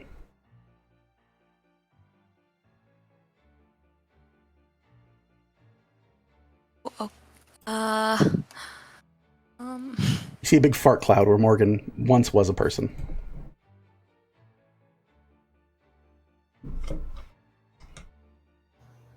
Sorry. Oh man! And how?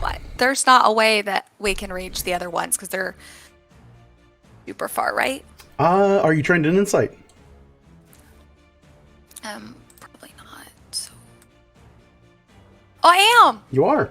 I mean, you know how to jump, don't you? But do I know how far I don't know how far I can jump. Sure. So you can jump a number of feet with a running jump equal to your strength score.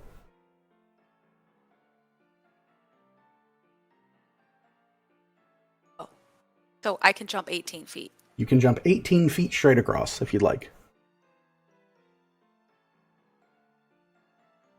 Okay. Okay, I'm gonna.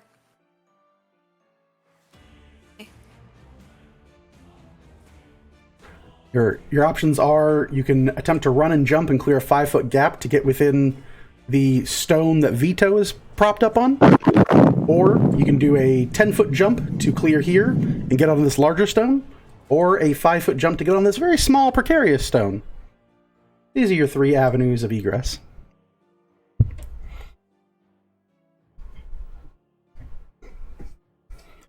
Where would you like to go? Guess I'm gonna go for the. Just gonna go for the clown guy. The clown guy? So Sorry, 5, what was his 10, name? Ezo? Vito, V-I-T-O. Ito. 15, 20, 25, 30. You get to the other side, you clear the gap. Big, heavy, lumbering jump, and you land to the other side. That is your move action. You still have your base action, bonus action, anything else you might need.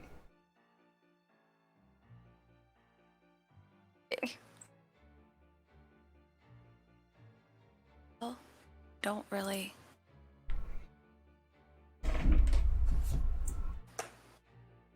That can't get any closer, so that's my turn.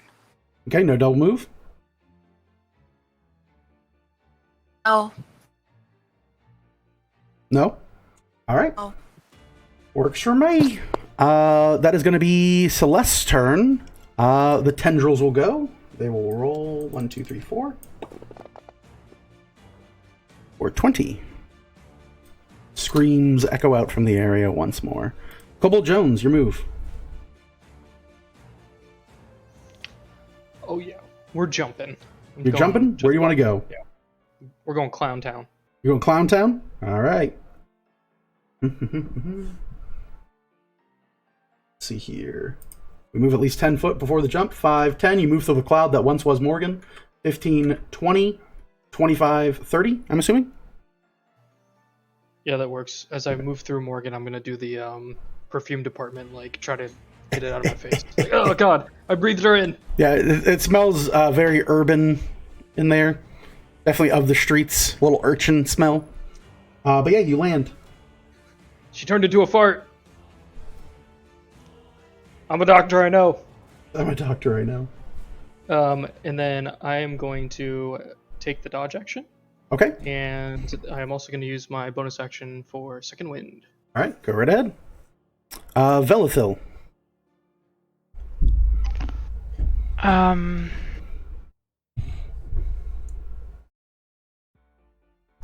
Is there anything I can do to help Morgan, or think that I could do? You look over across her. Go ahead and just roll a general arcana check. 15. 15. You note that while this doesn't appear to be a spell, it does appear to be a magical effect. Things such as dispel magic or certain restorations might be able to take an effect on this. But otherwise, it seems to follow much in the way of a polymorph of some sort.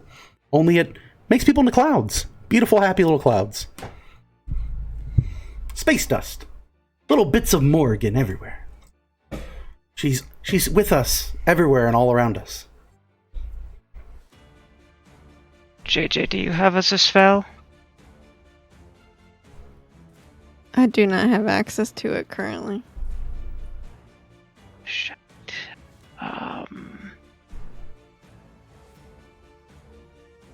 But you could. Yeah, I will run need over to it. JJ and let's use the stone to give you more magic. So we can get Morgan back in. All right. So you pull out the little stone and you slide your fingers in. Mm-hmm. All right. You slide your fingers in. You hear locking and you feel suction on the ends of each of your knuckles. You present it to JJ. JJ, this is technically supposed to be out of combat a bit, but I'll say if you'd like, you can use your reaction to put your hand in there? Yep, I'll do it. All right. You slide your fingers in as well. You hear a locking sound. The sphere twists in the middle and spreads open to reveal a beautiful selection of jewels that begin to spin and whir with increasing intensity. Vel, I need you to roll me, let's see here, 1d6, please. 1. 1. You feel a burning, tearing sensation from your flesh, and you feel a bit of your own spirit rended from you. You take 5 points of necrotic damage, and JJ, you recover 1 spell slot. Okey-doke.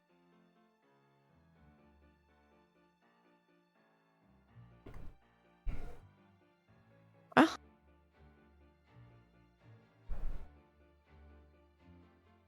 Is that your move, Vel? I guess so. All right. Orville, your turn. Cold fire, staff in hand. What would you like to do?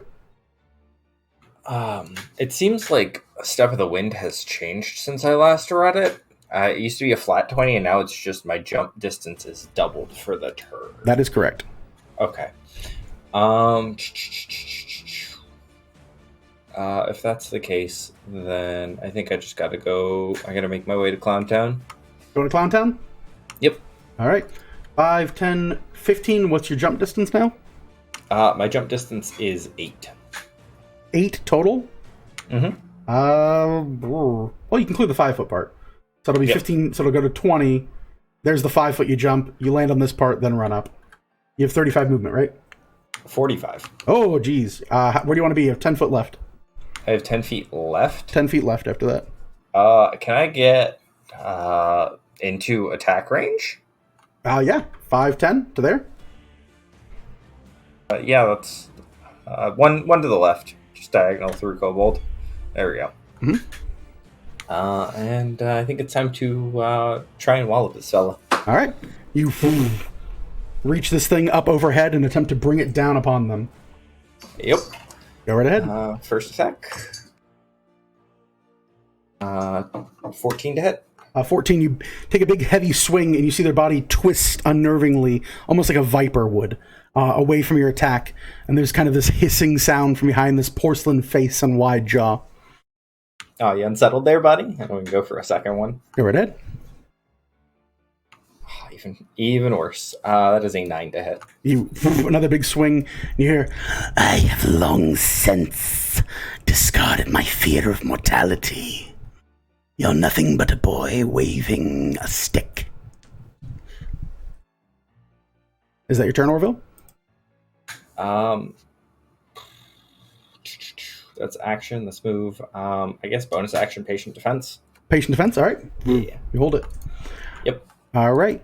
End of your turn. There is... I have a couple targets now, but I can actually take some legendary actions. So I'm gonna.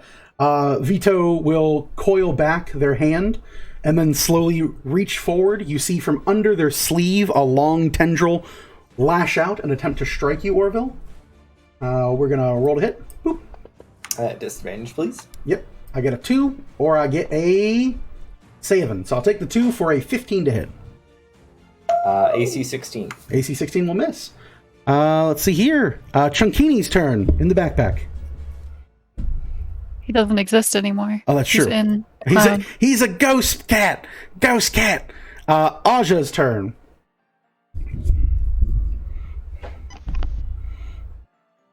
Um, 5, 10, 15, 20, 25, 30, 35. Yeah, so we'll give advantage on the next attack versus Vito. Okay. And then ends not quite back to me. Alright. Let's see here. I think I have... Boop. Snack. Because 60 feet will get basically around where Morgan is. 5, 10, 15, 20, 25, 30, 35, 40. 5, 10, 15, 20. Like hereish? Sure. Okie dokie dokes. That'll be Aja's turn. Morgan, start of your turn. You're a stinky old cloud. Nobody likes you. It's not fun. Do you want to drift? You can drift 5 feet in any direction of your choice. Where would you like to go? Oh man, what a choice. You're welcome.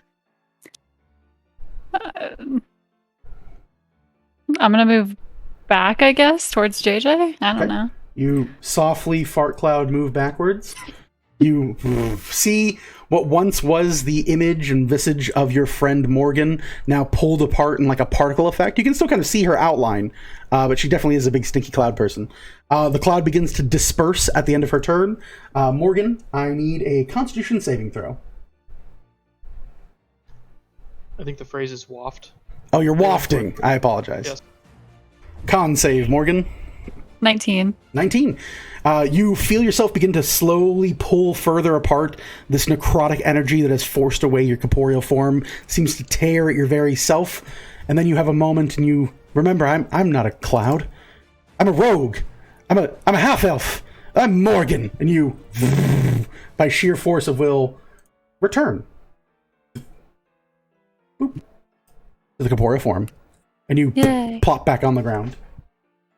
Is that your go? Actually, it is your go. It's at the end of the turn. Yeah. Morgan, end of your turn.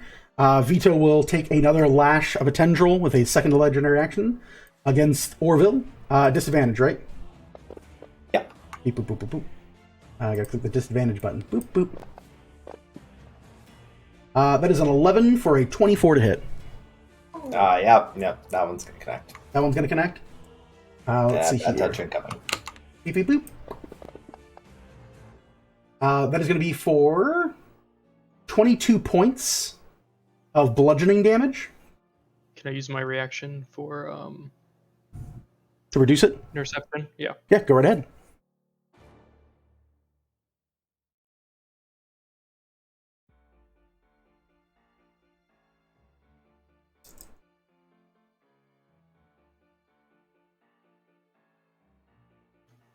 It's 8 damage reduced. 8 damage, so instead of 22, we are at 14.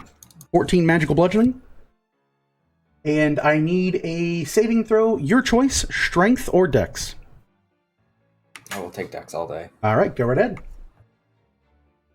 That is a dirty 20. Dirty 20. You feel it as it lashes around you, attempts to wrap around your arm and grapple you. You move out of it, and you avoid being grappled. That is going to be Morgan's turn. JJ, your turn. Well, now I don't need to dispose.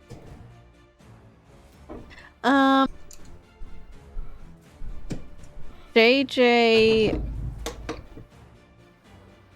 I'm gonna assume that everyone's starting to look a little rough at this point. You know, they've what's the song? They've seen better days. That's about all I can sing of that song. Yep.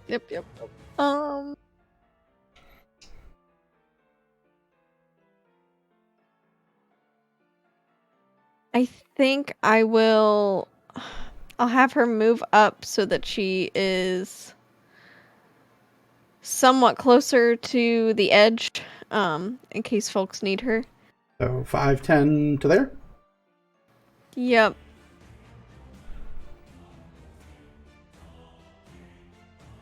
I'm gonna have her just throw 2 more Eldritch Blasts for now. To Vito or to the tentacles you were shooting earlier? We'll go to Vito since it seems everyone's heading that way. Go right ahead.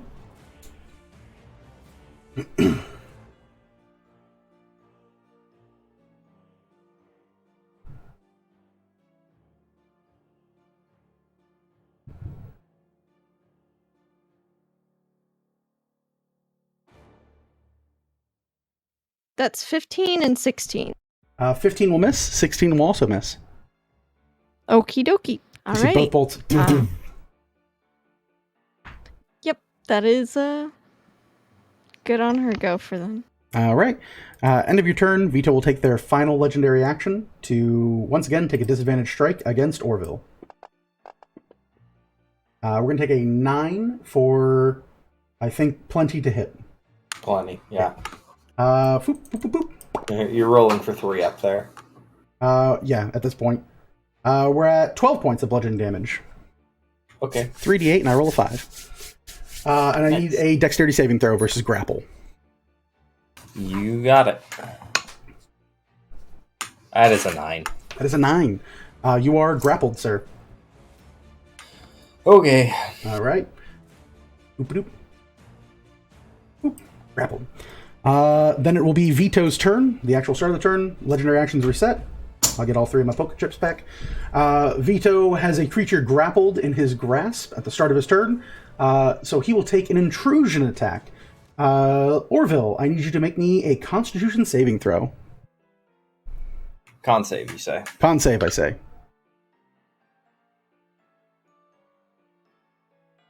It is 15 plus 17 total. 17 total. 17 will fail. You watch. Does he get the +2 because he's within 10 feet of me? He is within 10 feet of you. Did you factor your Does +2 in? 19 make it? A 19 does make it on the dot. You guys watch as this large tentacle wraps around and seems to strangle much of Orville, and it moves towards his mouth and attempts to pry open his jaw to invade him. He manages to grit his teeth, and with the divine aura and protection therein, it seems as if it is unable to penetrate the inside workings of Orville. But soon, we'll have to see what's under the hood. That is going to be Vito's turn. Let's see here. Celeste, here you go. All right, I'm gonna run up to the other side of him so that I can get flank with Orville. Okay, are you trained in nature? Oh. Okay, no worries. You do know that Orville is grappled. He's not like in a flanking position. Oh, I see. Okay. I'll say battle-wise, you would know that, regardless of the Okay. other thing.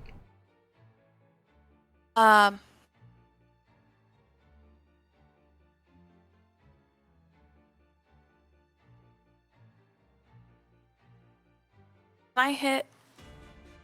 It's a tentacle that's holding Orville, right? It's his hand right now. The tentacle effectively Spider-Man'd him. Hit him, grappled him, pulled him within 5 feet, and he's grappling him. Right. So you see this big kind of like clawed hand, these gauntleted fingers, wrapped around the throat of Orville as a tentacle worms its way around, attempting to do the hentai to Orville, as we will say. All right. Right. Bones, I think you can handle this. I think you got it, and I am going to actually move up and over to the left and jump to the other platform for that tentacle. Okay, easy to do. 5, 10, 15, 5-foot jump. Gets to the other side. You're within melee of the large tentacle. You've used your move action, and you've got a running jump, so it all counts. Can I swing on that? You can. In fact, you can almost swing twice because you're above 5th level. Isn't that crazy? Oh, And wow. nuts, dog. I appreciate that. You're welcome. Disadvantage, Okay. but you got it. I know, yeah. Yeah. That's gonna miss. It's only a 10. A 10, big swing. You see the tendrils move and cower around this bright, blazing sun.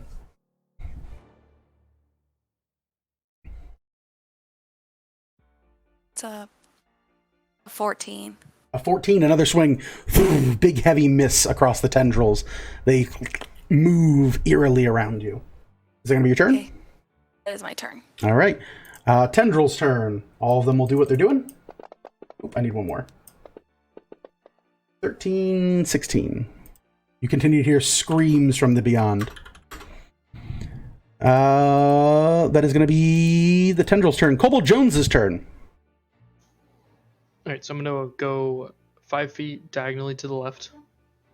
Boop. I'm going to use my bonus action to try to pull Orville to me. Okay. You have an opposed strength check due to the creature being grappled. And it's based off of whatever your spellcasting DC is for your mind powers. Oh, Vito rolled low. Do I get proficiency for this? Oh, it says here DC. I have a +3 and I rolled a 13. If I don't know if so it's 16, but I don't know if I get proficiency. 'Cause I don't. It's like not part of the spell. I don't think you're proficient in it. It's just your base bonus when it comes to that kind of thing. Oftentimes, for like modifiers for spells, you don't get a lot of proficiency unless it's to attack, but it's not an attack. Yeah, it's just weird because it's a check. Save DC normally. Yeah. It's like a saving throw. But okay, anyway, 16 then. You said 15 or 16? 16. 16. Vito has a +8 and has rolled a 5. You rip free your Orvolian friend to adjacent to you. In many ways, you've grappled your own friend. Alright, I know you're having fun over there, but it's time to get to business. And then I'm going to go and try to jump next to Celeste. Alright. So you'll finish a movement. That'll be 5, 10, 15. What's your strength? 18. Okay, easy enough to do. Boop, boop. And you'll finish right next to Celeste. That's your action, your move. You have a bonus? That was a bonus action. Normally it's a bonus action. Oh, it's a bonus action. Okay, so you have your action. Yeah. So I'm going to start swinging on him. Go right ahead. Chop, chop, chop.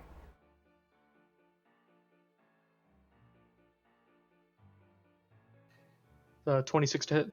26 will hit. This is the one that has already been damaged by JJ earlier. That's for 7 damage. 7 damage. It will take it. And second attack. A few pieces fall apart. 25 to hit. Will hit. 9 damage. 9 damage takes it. Another big heavy swing.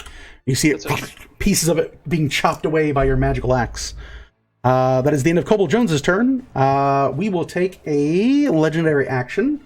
I can't move because I already have the star. Can I take a legendary action? Damn, can I? Coin lungs. What's my 3 up? No, I don't have anyone there. Okay, yep, that'll work. Velithil, your turn.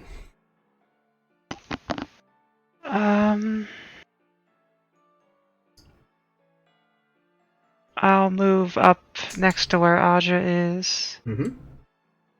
And I'll try a chill touch versus the tentacles north. Okay. You do know, I will say, because you've done this before, you know that cold damage and necrotic have not been your friends when it came to the creatures that were summoned by Vito.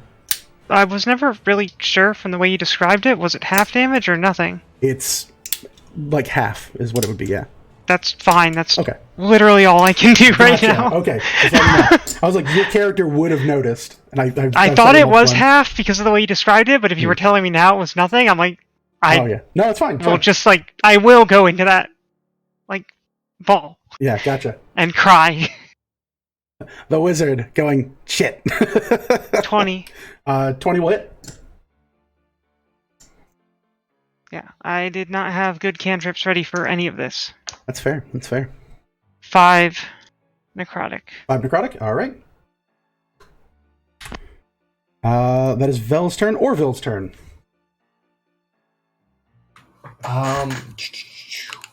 We are gonna do. I believe it's a bonus action to step of the wind. Yeah, it is. So I'm going to mark that off. Mm-hmm. Bonus action to, I guess, dash over to the edge towards Jonesy and Celeste. Sure. And make that jump across the way. 5, 10, jump, clear with a 5 foot, move over, in range. Can I get like 2 to the left and up 1 so I can get flanking with Jonesy? Yeah, you can move there. Okay. Then you roll like normal. Okay. Just straight roll? Yep, straight roll. If anyone had nature, I'd tell you why, but no one has nature. That's fair enough. That's a nat 1. That's a nat 1, big miss. Second attack. Go right ahead. That's a 2. Second big miss. Yeah. That'll be your turn? Yeah. All right. Orville's turn. Aja's turn. Who we give an advantage to?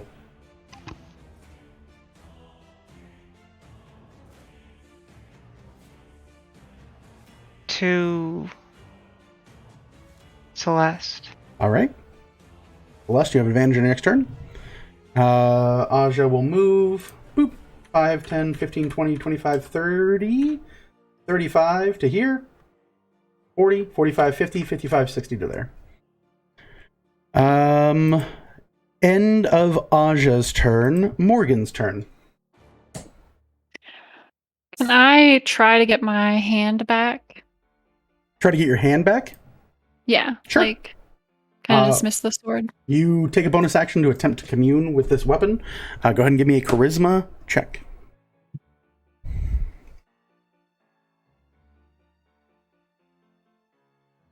Nope, we're sticking with sword arm. You have sword arm. You hear in your head, this is the most powerful we can be right now. We need this. But I can't jump.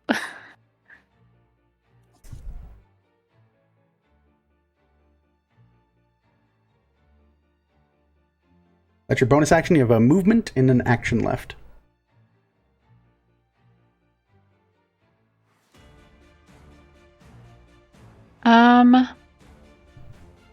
Let me go to the right of JJ.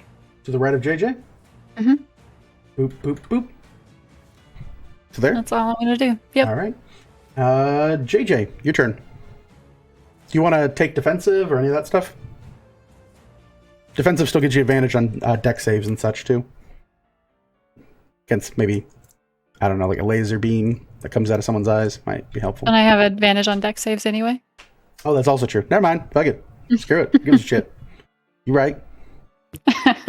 Is that gonna be that's your go? JJ, your turn. All right, so JJ is going to strum that lute, reach a hand or an elbow over to Morgan, if she will let her. Say, time to jump. And now she will cast fly on Morgan. All right. There's like a nice little deep root that goes on. Morgan, make your save. Personal space bubble has been intruded.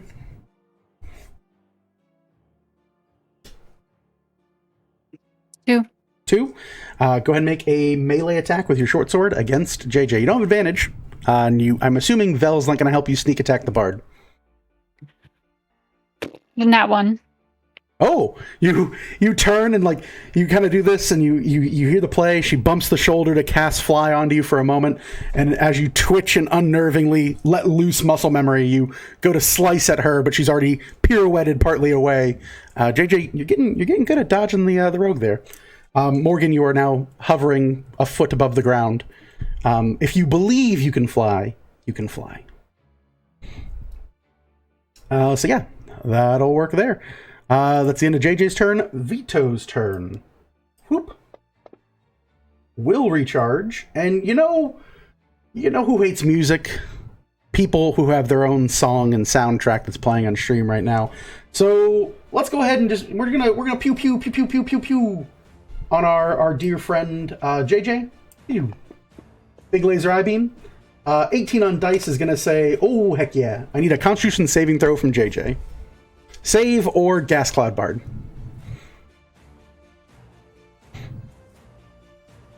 $13. 13 is a fail.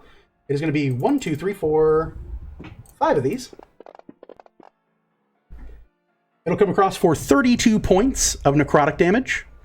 I need a DC 16 saving throw to maintain your fly spell. And while that's happening, it really smells like JJ farts right next to Velithil and Morgan. It's okay. I hang out with Ben.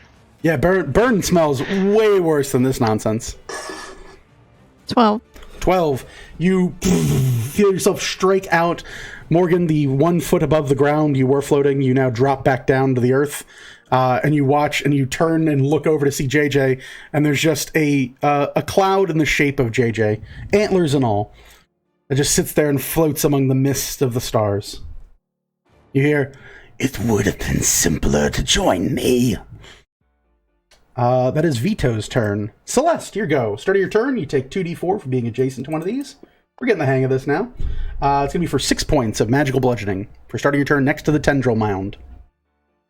Tickly, tickly tendrils. Ooh, egad. I'm sorry, what was the total damage? 6. The number of the beast. One of the numbers of the beast. If repeated, might summon Satan. Can I use my reaction on that? Is it for when you're attacked or when you take damage?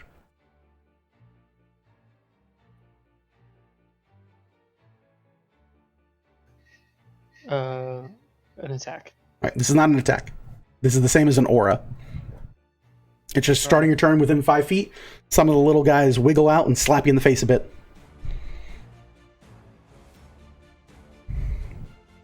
So what would you like to do on your turn, Celeste? I'm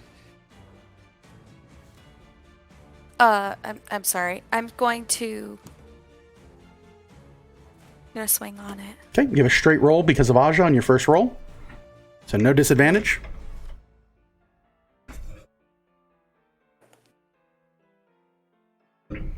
Okay. 17. 17 does hit on the nose. If you've got him, smoke him.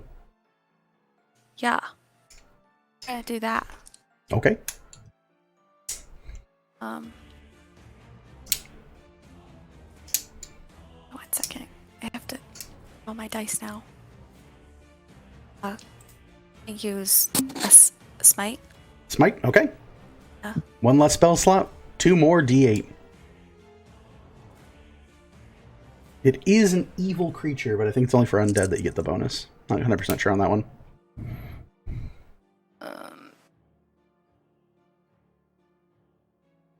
Yeah. Undead or fiends. Undead or fiend.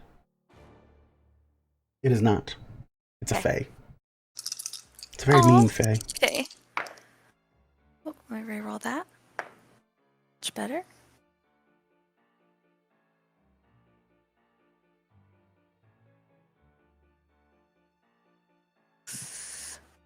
$32 damage. 32 damage? Yeah. All right. You hear it crackle out and break apart. It is banished, and you see just a slew and slurry of black ichor range across the ground. Beams of light burst into life as it is freed from this tendril that it has. You look and you see a flare erupt out and emanate out from this area. And you hear kind of like as it bursts into life, you hear it from you, since you are the one who has freed this sunlit born star. You hear, "Do you seek power? Do you seek assistance? Or do you seek traversal?"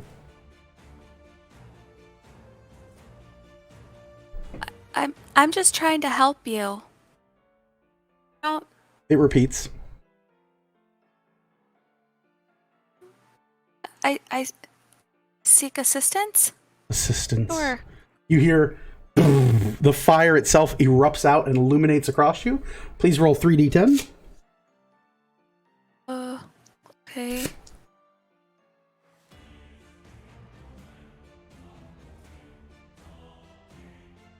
Oh my god.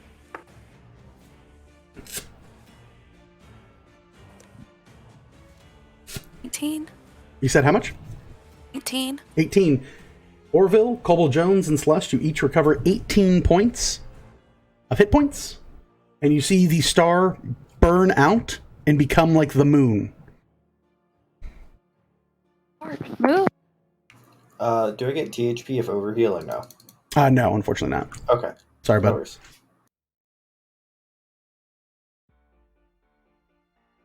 One more for the Just good wanted to guys. clarify. Mm-hmm. Thank you. Thank you. I'm gonna like kind of wave You wait. existence and then turn around Mhm. and jump back. Would you be so kind as to move the map just a little bit this way to see how far other stars are from us? Oh, sure. Okay, that's a bit of a jump here. Mm-hmm.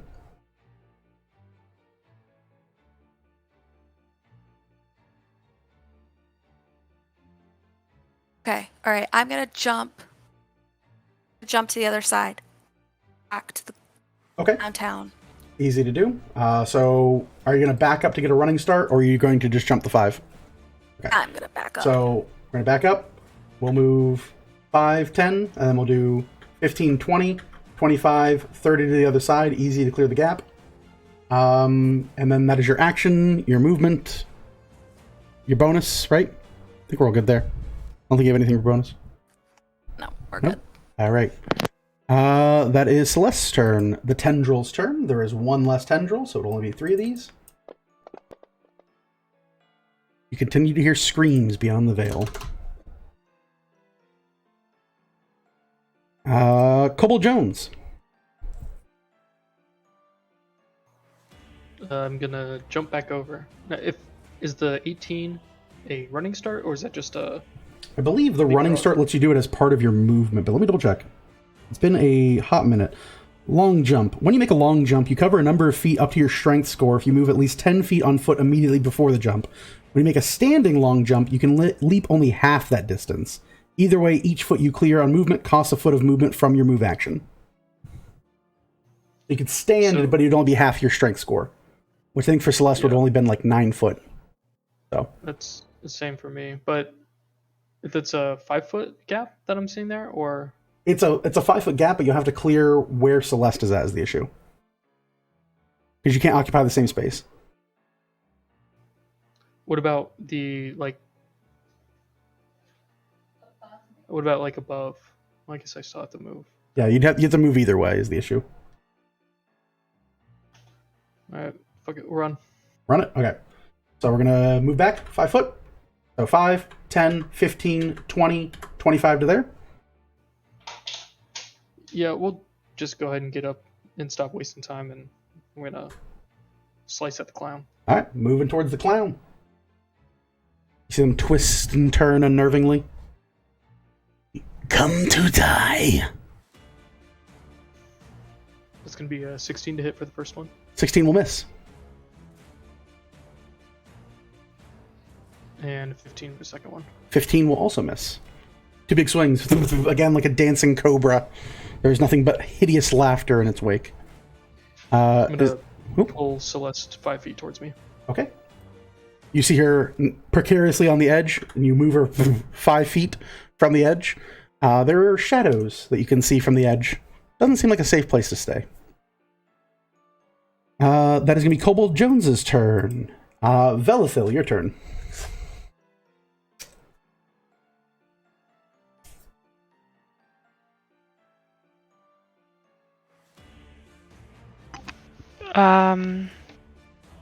She'll touch it, the one straight to the right. To the right? Alright, go right ahead. Go The one right that's ahead. north of it, because that's what they'll get to first, I think. This one up here? I assume. Oops, sorry. It's off panel right now. Sorry. Yes, that one. Alright, works for me. Go right ahead. 24. 24 will hit. 7 points necrotic damage. Takes it. Cracks into the new tentacle. Is that going to be your turn, Vel? Yep. End of your turn, Vito will take a legendary action to strike out at Kobold Jones. Anything before I roll? Any advantage, disadvantage, any of that nonsense? Straight roll? Yep. Plus the big 1, 3. 18 on dice. We're going to say affirmatives. 1, 2, 3. Boop. Comes across for a point of 22 points of bludgeoning damage. Magical. And I need you to make me a strength or dexterity saving throw versus grapple.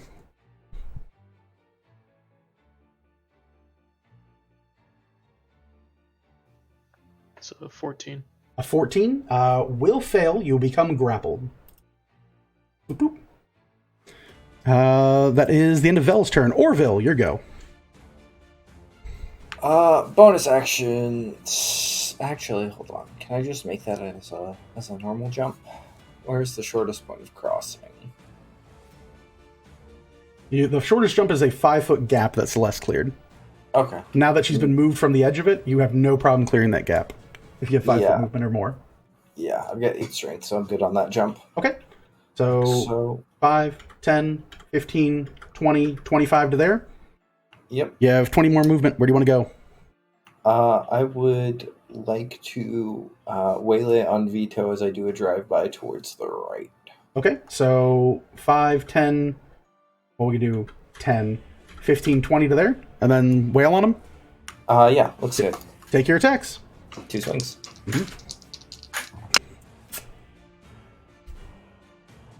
We have yet another 2, and a 17 to hit. 17 will miss. And that's where we're at. All right. That's going to be the end of Orville's turn. Aja's turn.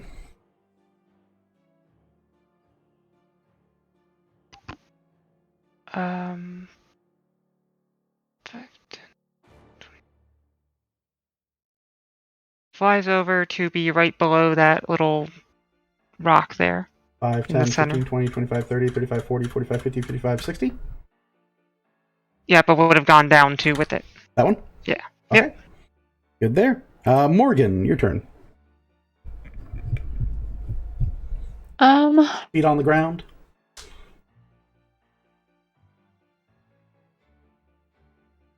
Yeah, so much I can do. I'm gonna try to get rid of the sword again. All right. Give me a charisma check.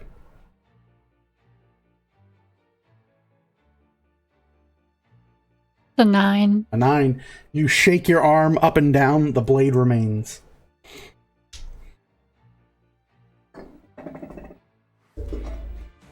That's it. That's it. All right. That's going to be the end of Morgan's turn. JJ's turn. JJ, you have a 5-foot drift. Where would you like to go? Up You're, one. you're a little JJ Cloud. All right. And then end of your turn, you make a Constitution saving throw. I believe here. Yep. Constitution saving throw to end the effect. 16. 16 is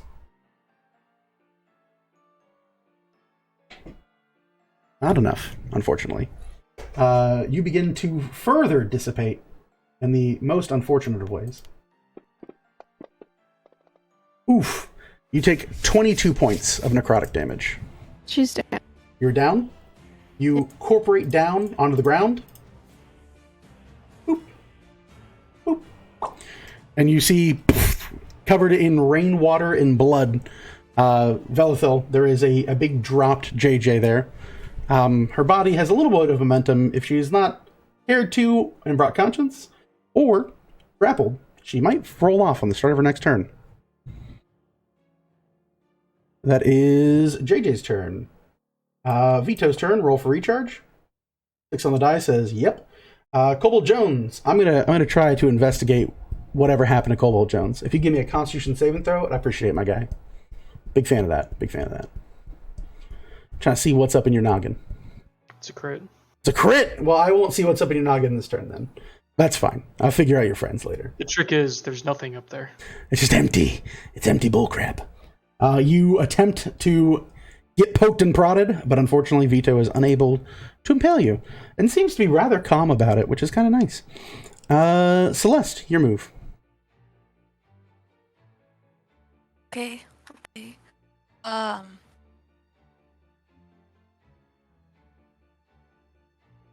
I am going to. I'm gonna. Down. You're gonna go hit Go Vito? Up. Yeah? Up. Walking right up. Go to hit Vito. Big swing.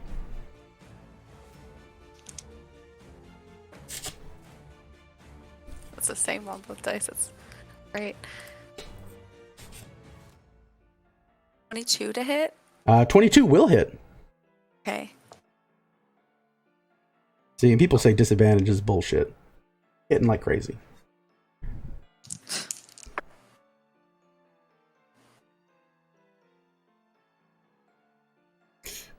Damage. You said 19? 18. 18? 1-8. 1-8. Yeah. Okay. You crack into the side of Vito with your magical weapon, and as you hit through, you don't feel bone nor sinew nor snapping. You just feel this kind of heavy, thunderous slap, almost as if you slammed your weapon against the top of water. He does seem to take damage. This doesn't seem to be the full amount. Is doesn't seem to be letting go of Jones. Oh, no. No, I'm going to kill this fucking kobold. Oh, yeah. Okay. And Okay. if anyone doesn't want to grapple this kobold away from Vito, Vito's going to eat this kobold eventually. I'm going to pop open a cold one. Kobold one. Okay. Vito will get the achievement for first corn dog. I think kobolds count as lizard dogs. I'm not 100% sure. Is that your only attack this turn? Or you want to take a second attack?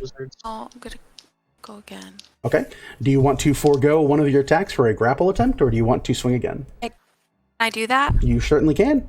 Per attacking, you Okay, can forfeit any one of your attacks for a grapple check. Okay, I'm gonna try that. Okay, you're going to attempt to grapple Kobold Jones. It is your athletics check versus Vito's athletics check. Okay. Boop. Vito rolls 15 on dice. Okay, cool. What'd you get? 12. 12. You grab the back lower half of Kobold Jones with one hand as you throw the tooth over your shoulder, and you yank down on his foot, but the grasp of this clawn is like an iron vice. Okay. All right. End of the round for tendrils. Oh, Celeste just went. Yes. That's where we're at. You said you asked for assistance, correct? Yes. Well, we'll have to send that then. Let's see if it's here. I don't think it The is. healing wasn't the assistance? It's part of it. I'm just gonna shut up now. Do, do, do, do, do. Boop, boop. You hear a large, cacophonous honking sound. And poof!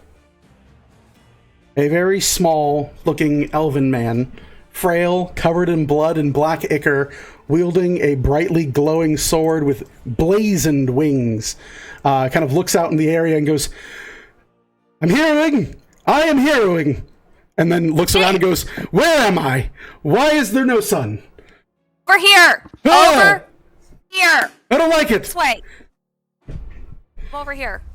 All right. You see Bartholomew enter, and we'll roll for initiative.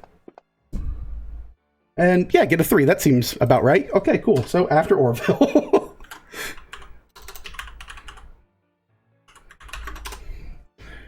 That is Celeste's turn. Tendril's turn. 1, 2, 3. That is going to be for 9. Continues to tear apart this vortex.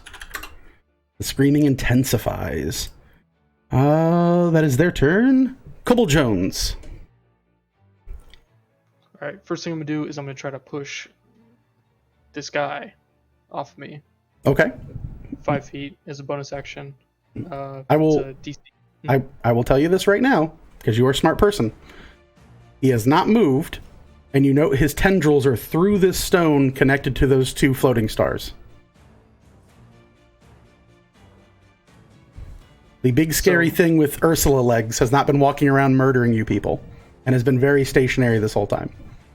That is your insight of the day. Thanks, Spider-Man. Yeah, I just assumed that he was a patient man. Oh, okay. no. He's just busy killing other people. 6 idiots, hundreds of innocents. Actually, at this point, near thousands of innocents. All right. Well, then we're gonna try to break free. Break free. Opposed Break free from athletics. these chains. Your athletics versus his athletics. That's an 18. Also rolled an 18 on die. Is it 18 your total? 18 is my total. 18 is your total. With that, you wiggle free, but are unable to avoid the grapple. You can still take your actions, but you've used your move in an attempt to break free. That would be a really good time for those vampire teeth. I'm gonna try to just like slash at him. Sure, go right ahead. Swing of the axe. Whew. Do I get pack tactics in this instance? You do have pack tactics in this instance because I haven't removed it from you via the new monster manual. No, please. It's gonna happen. When and where are at a time of my choosing, and not a minute before. No. 19 to hit. 19 will hit. Oh, wait, no, I'm sorry. Will not hit. But it's very close. Inches, in fact. Okay. Then we're gonna do for a 23. 23 will hit. There we go. That one's right. That's not a lie.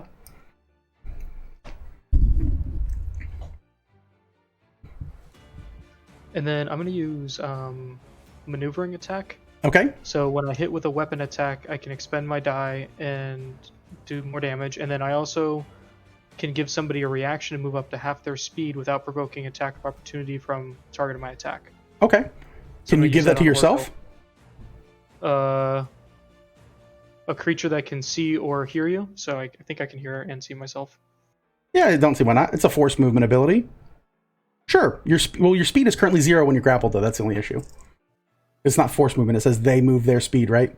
Your speed is 0 while grappled. I'm sorry. The plan was for Orville. But Oh, you can do it for Orville. Yeah, 100%. yeah, I was going to take it for myself if I got it. But anyway, Yeah, so sorry. Orville can move 15 foot and doesn't provoke an attack of opportunity from Tentacle Boy. You speed running, Orville? Yeah. Oh yeah.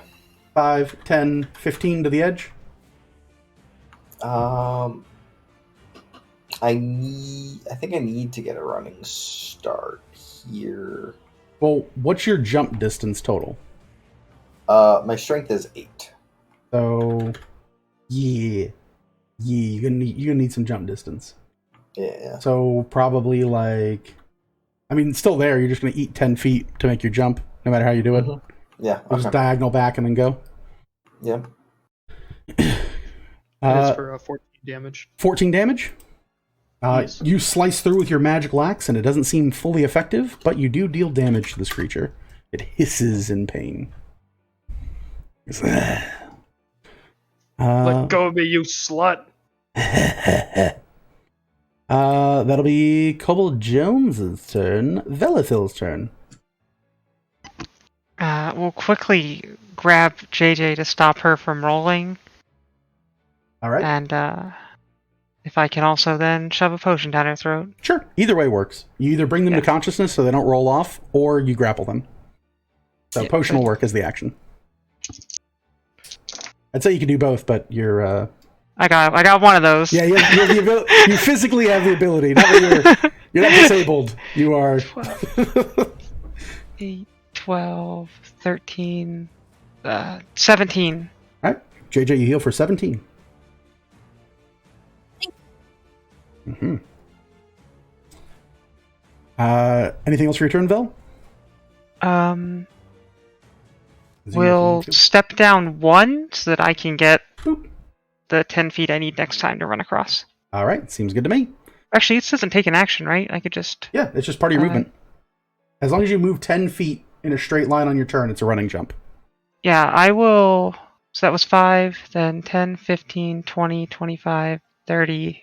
And I'll end, 3 spaces down from them. That 1 back. There, that would be it. All right. Big hop, leap, and a jump. End of your turn.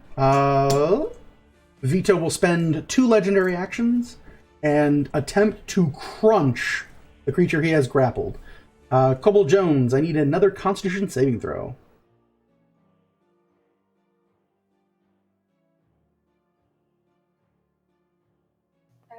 23. 23 will make it for half. You feel the tendril wrap around your throat and begin to crush your windpipe.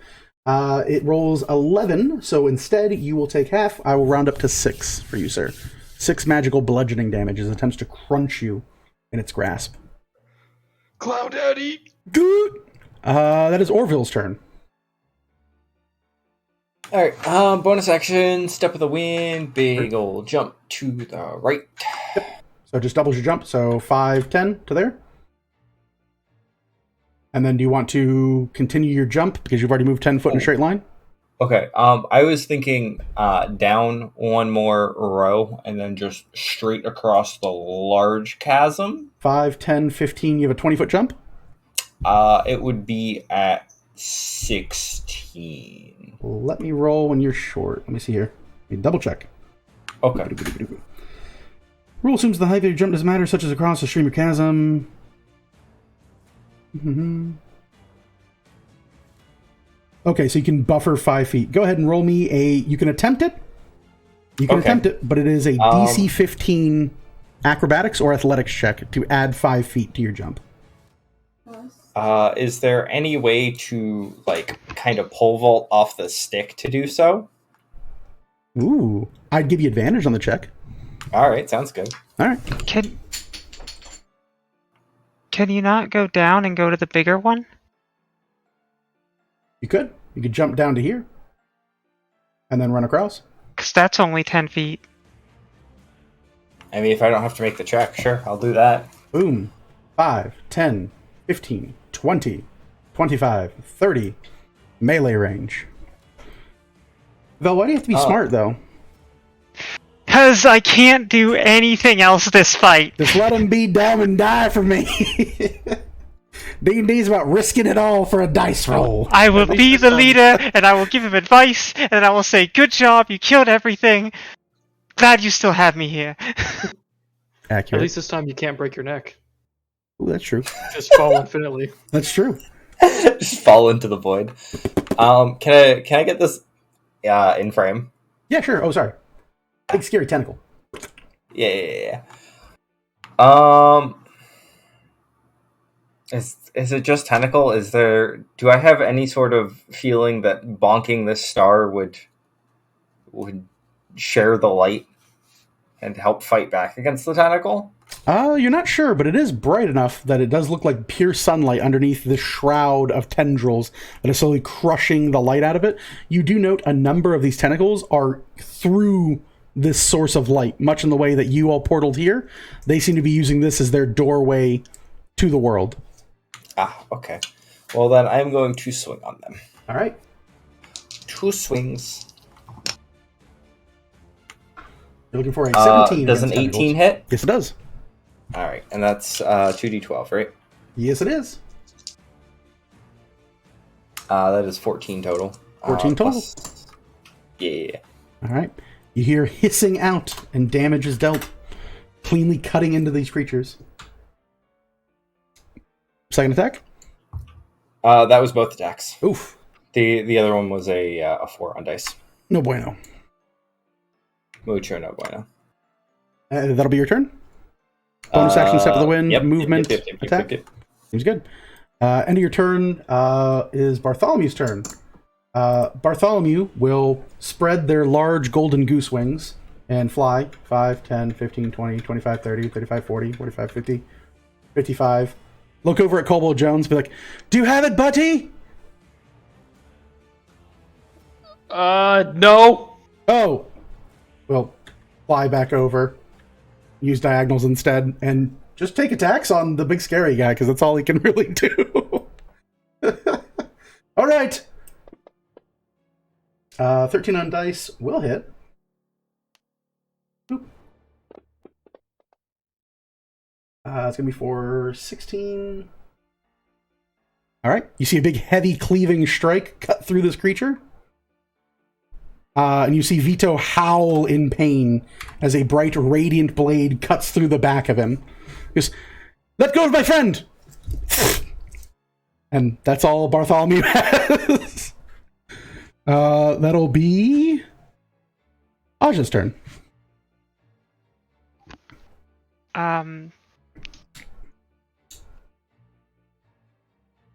Aja will fly over and give Orville advantage on his next attack.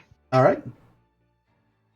And then head back just a little bit. 5, 10, 15, 20, 25, 30, 35, 40, 45. Yeah, that's good. Okay. Morrigan. We're gonna try to make that jump. All right. You're gonna, I'm assuming smart, 5, 10, 15, 20, 25, 30. What's your strength? It's 8, so yeah. You can clear it. You get to 30 to there. Are your speed 30 or 35? 30. You could bonus action dash as a rogue. Gives you another 30 foot of movement. That way you can get melee with this scary guy. Yeah, let's do that. All right. Boop. Get within melee. And we'll swing. Go right ahead. Roll to hit. You do not have advantage. but you do have sneak attack if you do hit. That was 18. 18, big swing with the bladed arm, and you miss. Oh wait, 18 on dice, right? 18 total? 18 total. Alright, still miss. Close though. That is Morrigan's turn. JJ's turn. JJ is also going to clear. Alright. Yeah. You are going to stand up as half your movement. Yep, that's Okay. fine. What's your I strength? get my running jump. 8. 8? Okay. So yeah, we'll do 5 and then the 10, 15 to clear. Yep. Okay. Good to go there. And she is going to shout out at Cobble Jones. Okay. You can get out of there, buddy. I believe in you. And she'll give him her last inspo. Last inspiration. Make it count, Cobo Jones. Wiggle your toes a little bit. Wiggle your big toe. All right. Is that going to be your turn, JJ? That is going to be her turn. Okay, so that is your movement, a bonus action. You still have your action left. I will tell you one of two things. You know edges are not fun places, but you also know you can take an action to cast a spell. It's up to you. I'm going to have her use her action to move Okay. towards the other side of the rock, I guess. 5, and just 10, 15, 20, 25, 30 to the edge. Or do you wanna stay could on I that? have her? Yeah, there's perfect. All right. That's your turn. All right. Yep. End of your turn, beginning of Vito's turn. I'm gonna try to shish kebab this damn kobold if it kills me. I need a con save from the kobold. That's all I need to do. Simple to me.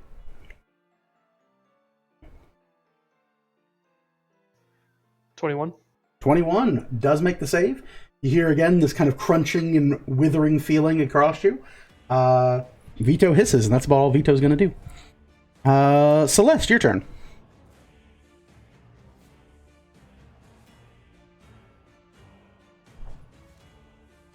Muted.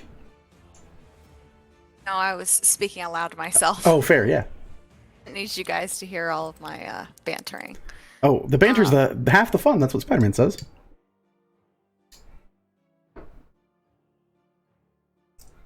Okay, I'm gonna swing on him. All right, go right ahead.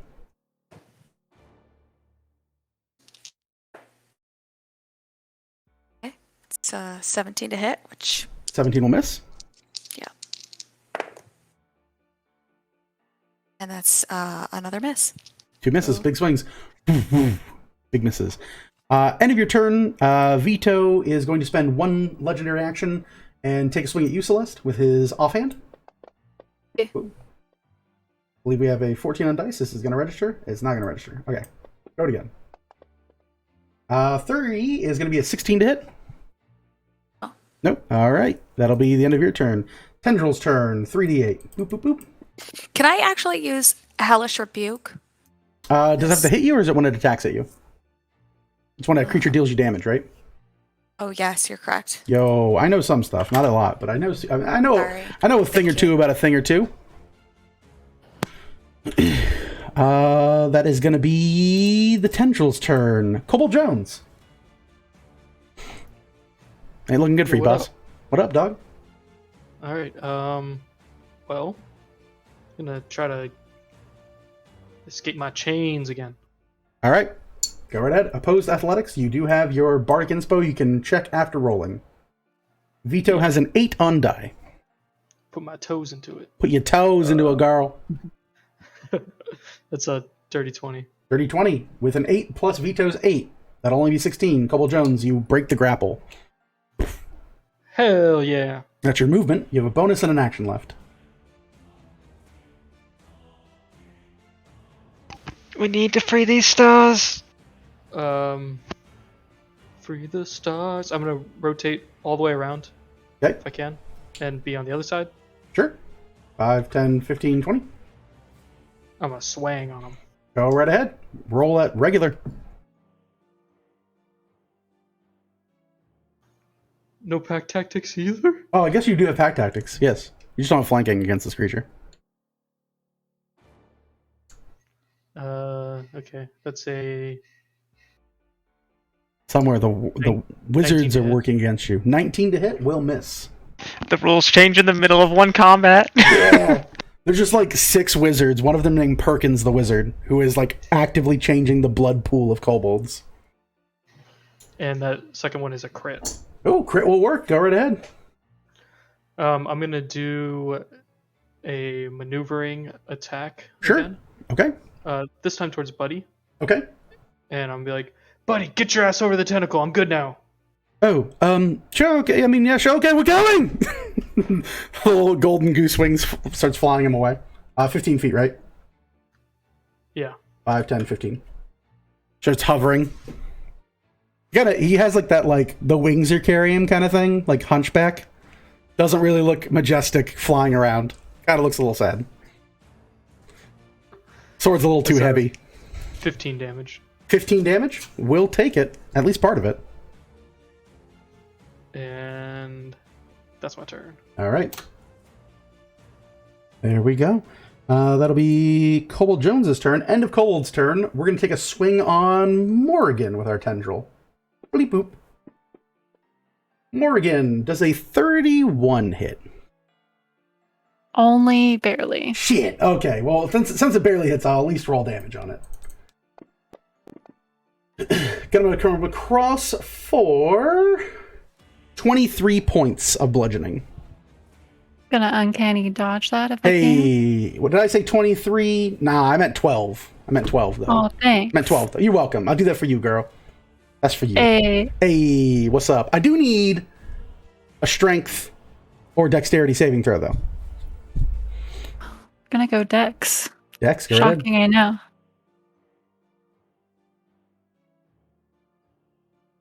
14. 14 save? Mm-hmm. Morgan, welcome to Grapple City. Population, yo ass. You see a tendril clock you across the head and wrap around your throat, and he lifts you up and grapples you. Plus We're 2. never leaving the city. Oh, Plus 2 for my wouldn't help her, right? What's the total with your plus 2? 16. 16 would not help, no. Okay.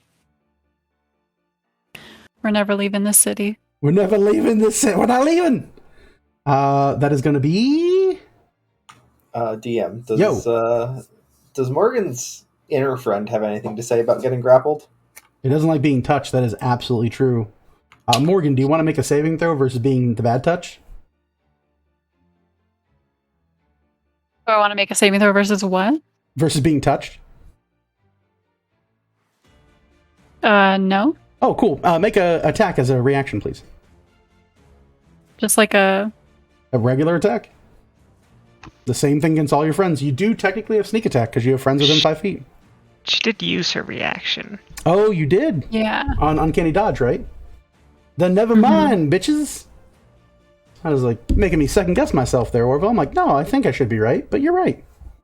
All right, Kobold Jones, that's your turn, right? Enough of that malarkey. Yeah, I was done. Yeah. And so that's it, right? Buddy moves 15 feet from maneuvering? Yeah, which you did. Okay, cool. You already moved him. Yeah. he's good. Okie dokie dokes. Vel, your turn.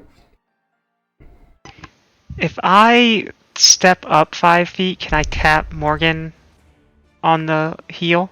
You might be able to, but at first, I do need you to make me a dexterity or a strength saving throw. Your choice. Okay. You're the only person who started on an edge so far. Oh, I guess I didn't realize that was a full Mhm. edge. 11 11. dex. You see a small tentacle come up from the underside of the stone and slap at the back of your heels. Beep. Oh no! I need my D4s. Bloop.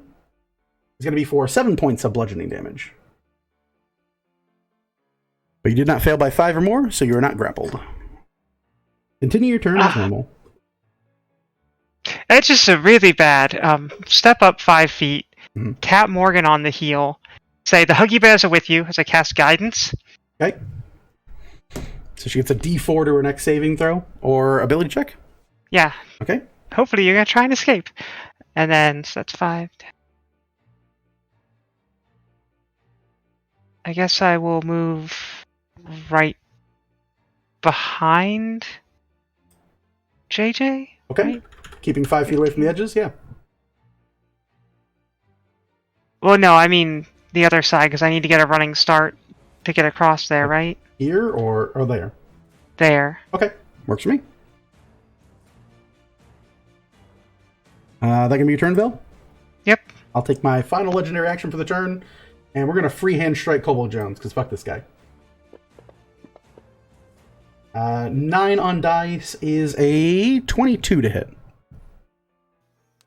Yes. Yes. Gonna come across for the mightiest of 16 points of bludgeoning damage. And then a strength or athletics saving throw, your choice.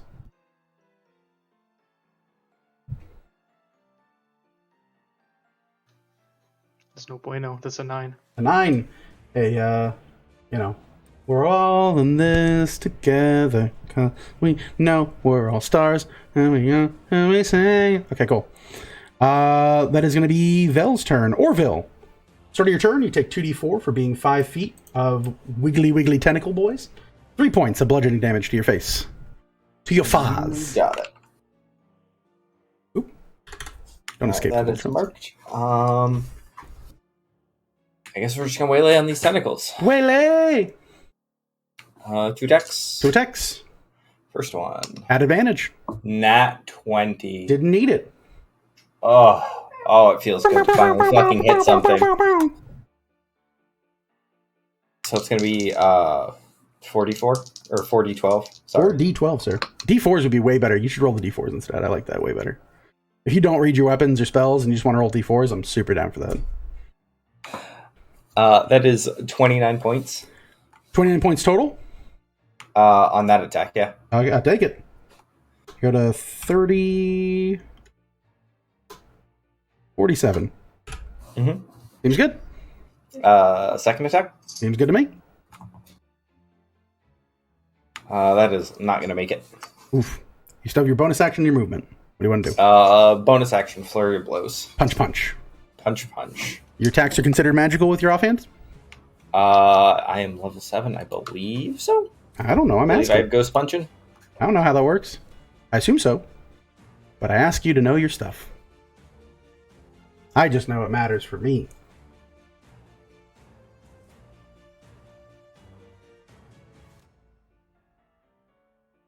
Yeah, there it is. It's magical. Boom. Seems good to me. All right, Pop. 2 decks.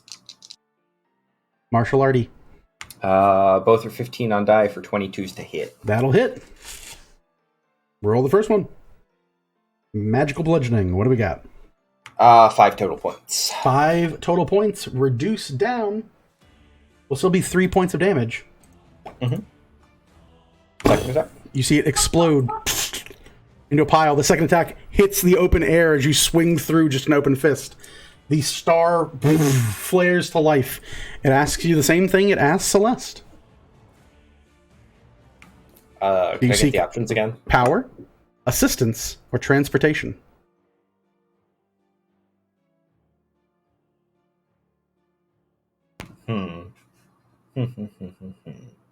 We have 2 people grappled. I'm thinking about transportation here.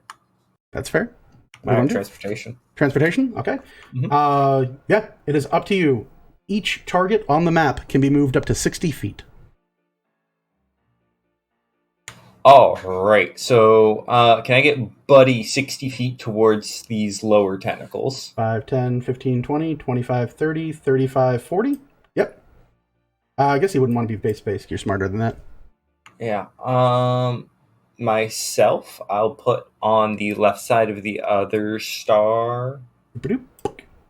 Or yonder. Yeah, that is the least edgy of the pieces. We'll get Morgan and Kobold Jones out of grapple. And where to? I'll put them both like 10 feet diagonally back from where they were, but not on an edge. Right there, and there's fine for where you first had them is fine for Jonesy. Okay. And then JJ and Vel, do you guys want to move anywhere? Yeah, I think I'd like to be where you kind of just left from. Okay. Same. All right, we'll port you over there, and then I guess I'll take Aja over Aja's these good. tentacles. She's good. Yeah, she can get Okay. anywhere with her fly speed and give All help. right, cool. Neat. Did you move Celeste? Celeste, do you want out of melee? Yeah. Front and center between the two of them. Yeah. Seems good. Looks good. All right, Looks works good. for me. Okay. That is going to be Orville's turn. Bartholomew's turn. Bartholomew looks around and goes, you see a big flare of light and everyone is translocated. The stars now kind of twinkle and burn brightly. Bartholomew holds this very heavy looking sword and goes, well, but now I'm not. What do I do? Tentacles, Bartholomew! These ones. Oh, okay. And flies forward. Takes a big swing. Whoop. 18 on dice, we'll say hits. 9, 10, 11, 12. Cracks across it for a big chunk. You see a radiant slash across the front of these creatures. That is going to be Bartholomew's turn. Aja's turn. We'll come down and give Orville advantage against the tentacles, and then return to that mid area. All right, works for me. Morgan, your go.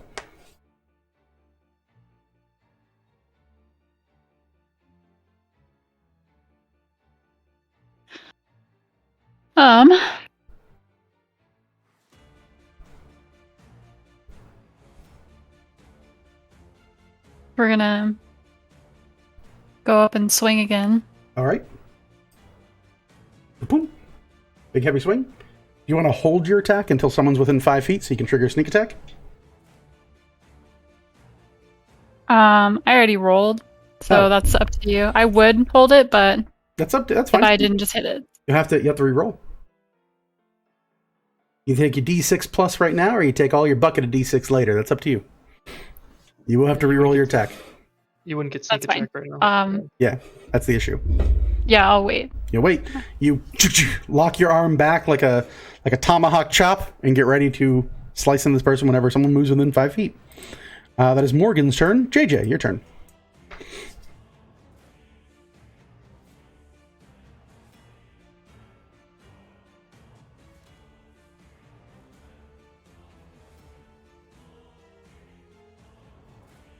I'm going to try something strange. Okay. I'm gonna have her cast slow. Okay. On the boy. On Vito? Yep, on Vito. What's my saving throw? DC 15, and it is a wisdom save, please. A wisdom save DC 15? Yes. I have to roll to see if it's a 1. I have advantage on the roll. 14 on the dice, and my base modifier is higher than your DC for wisdom. Fine. That's fine. But you've learned. I thought I would give it a go. No, it's fine. It's good to get information. Yep. Then I will have her move to about down and to the left, essentially. Here? Yeah. Perfect. Right. Thank you. Moving right along. Big strum of the guitar. Boing. Vito's turn. Vito's not having a great time. I don't have... Oh, I do have my multi-attack back. I'm only down to 1 tendril. Yay! So... I can make a claw attack, a stompy boy, and my gaze if it's available, which it has recharged. Okay, so 1 for everybody. Celeste, you're the lucky contestant, and go get stared at. I'm looking at you, girl. 10 on dice means that I have a 25 to hit. With my beam. Yep. I need you to make me a Constitution saving throw.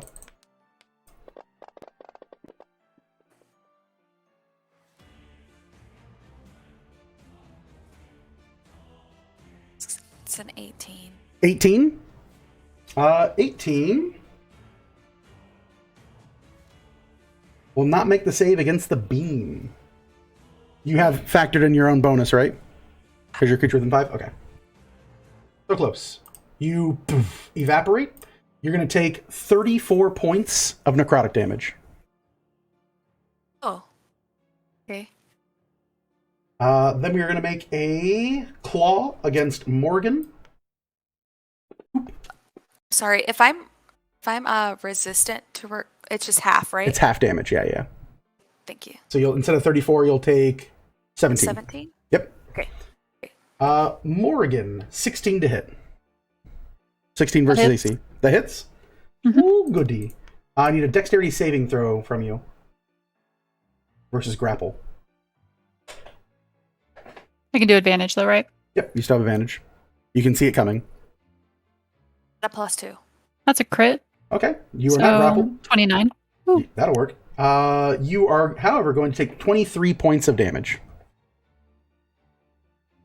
Can I uncanny dodge as well? If you uncanny dodge, you give up your reaction to take your attack when someone moves within 5 feet. So your choice.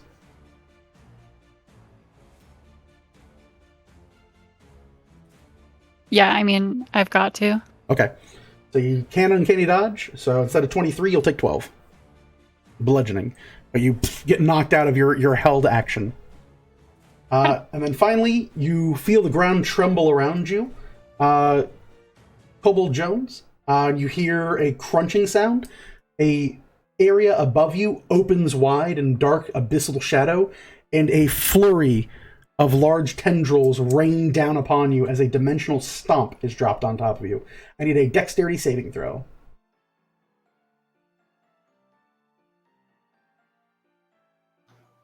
Do I get bonus +2 from the fart cloud? No, Fart Cloud is currently non-corporeal. Doesn't matter. 8. 8. They rain down on top of you. You are going to take the meanest amount of damage I've ever seen on a stat block in my life. So you're going to take 39 points of bludgeoning damage. I'm down. All right. And you are flung in a direction north, south, east, west. North, south, east. Sorry, north, south, east. Where am I doing? North, east, south. There we go. You're moving south. And you are flung 80 foot. There's just another rock off screen, right? Yeah, totally. Yeah. Although we're in space, so I just keep going? Yeah, you get hurled 80 feet away. Specifically, it throws you to a new location as if dimension doored. You are shunted from space and time. That is going to be Vito's turn. Boop. Celeste, your turn. Starting your turn, you can move 5 feet. You can float 5 feet. I'm just gonna float where I'm at. All right. You float where you're at, and I need a con save at the end of your turn.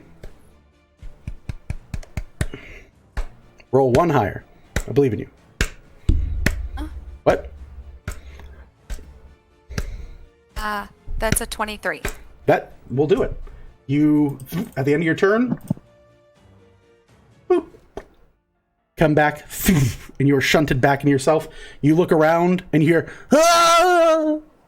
as Kobold Jones is sent sailing far off into the distance. That is going to be your turn.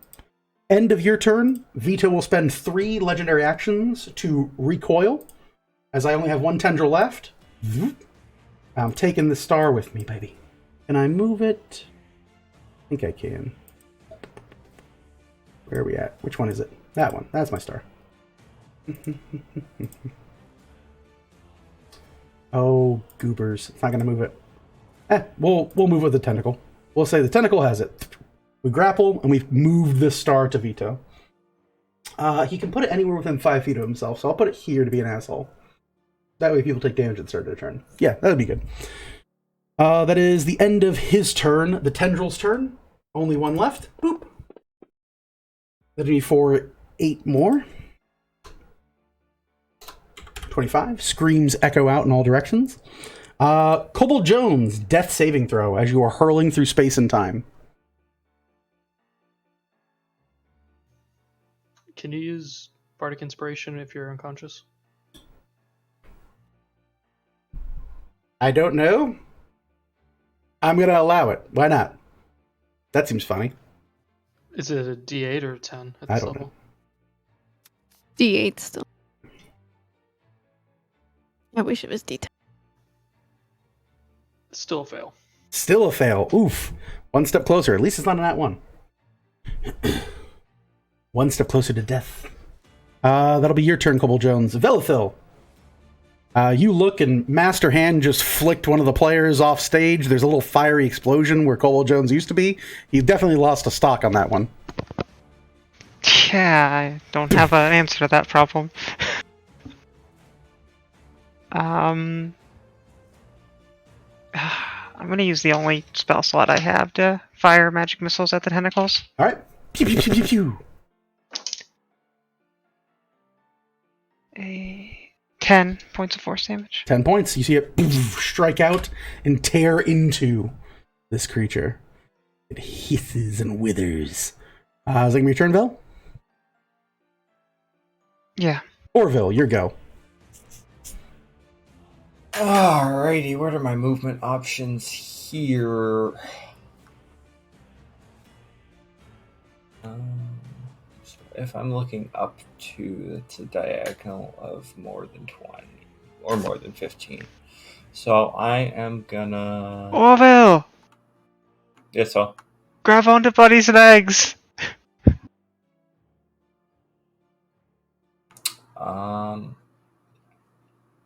That's a pretty good suggestion. I'm gonna try and send Buddy after Jonesy.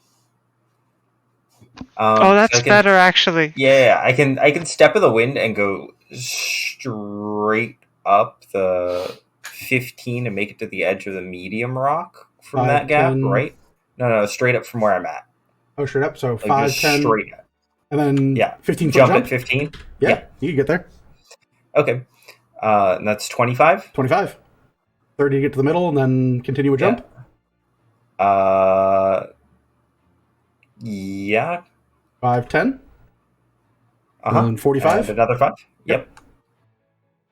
All right, it's time to bring this down, Works for me. or at least try. 2 attacks. 2 attacks. Stick 1. Mhm. Nat 20. Yeah, Yeah. that's cool. Yeah. No worries. Yep. No worries. 1939 points. 39 points. Yeah. You see it tear away.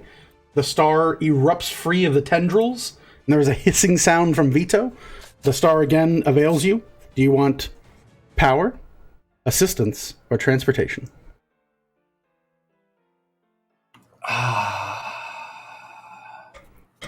Do I believe Buddy can get to Jonesy in one move? I think so. I think that math works out. I don't know. 5, 10, 15, 20. Yeah, that puts him online. So yeah, that would be a full 60 to get there. He can do it. Power. You said power? Yeah. All right. What is your current level? 7. 7. Okay. Go ahead and roll me 7 d20. All right, here we go.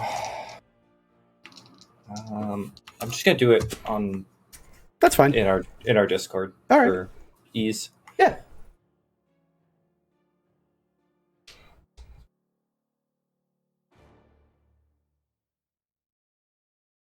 Oh, those caps.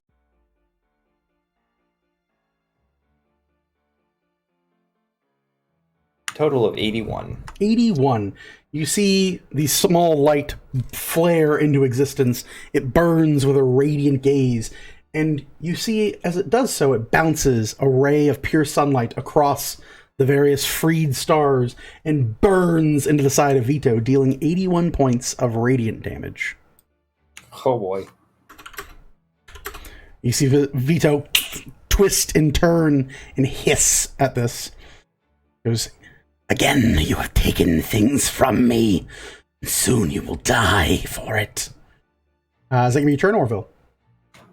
Question. Answer. So that was my 45 movement, right? Si, senor. Step of the Wind also gives either dash or disengage. So do I have an extra 15 there? Sure. It's actually technically a dash, so it's your full move action. Oh boy. Yeah. I would like to get flanking on Vito then, and put my second attack up his butt. You can definitely get to the other side of Vito, but you cannot flank this individual, unfortunately. Well, that's fair enough. He is an amorphous entity. Yep. Well, we're going to try and give him the bunk. Go right ahead. 17 plus should hit. It's gonna be 17 24. plus does hit. Alrighty. 2 more d12. Heyo. 16 points. 16 points will do it. I lied, 13. 13 points will not do it. No, I'm kidding. Let's see here. 7. 57. Seems good to me. You see a big heavy strike of cold energy wash over Vito. However, it seems that the small staff seems to tear free bits of them. You see their robe pulling free, and while it does deal cold damage, it seems as if it is able to carve through whatever uncanny resistance this creature has to such things. Is that your turn, Orville? That is move, that is bonus, that is action, yes. All right. Start of Bartholomew's turn. You hear shouting. Best friend! 5, 10, 15, 20, 25. We'll get to here. We'll healing hands and grapple Kobold Jones. Kobold Jones, you get healed for... Boop. 7 points. And you are held in the arms of a man with goose wings. In the arms of an angel. As he honks from here. I start crying as they sing the song to him. 15, 20, 25, 30. So we have half movement after that, after the grapple, so I can't move after that. That is an action, a movement, and I don't have a bonus. That's that. Aja's turn. Aja will go give advantage to Morgan. All right. Morgan has advantage. Morrigan, your turn. You've been I'm punched. gonna do a big ol' smack. Yeah! With the sneak attack. Not advantage, but with sneak attack. Yes, advantage. Not advantage. Aja just gave it to her. Oh, yeah, Aja did give advantage. 25. 25 will hit. With the sneak attack.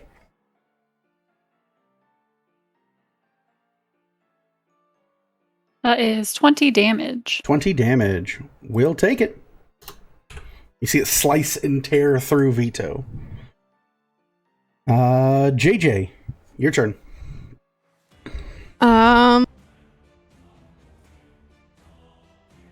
She's gonna send 2 big ol' pew pew finger guns Pew pew. at the big boy.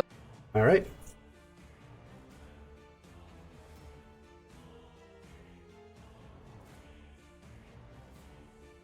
One is 17 plus 7. 17 plus 7. Yep. Will I hit. think that is enough.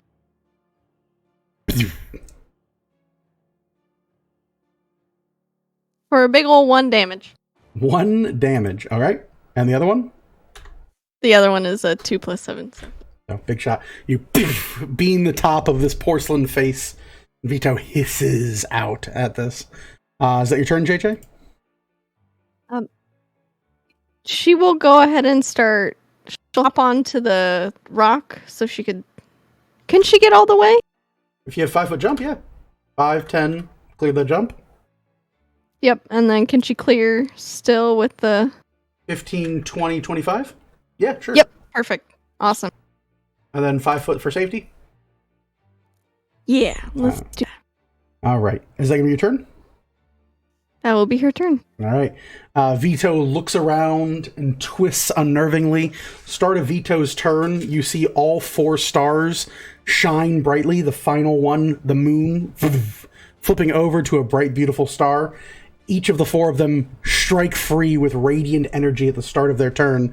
Vito hisses in pain as you can now see bits and pieces of the shadowy essence tear away across its corporeal form.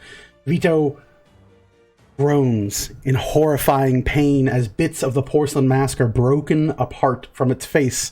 And you see An eye, a face, a fragment of what lies deeply underneath this creature.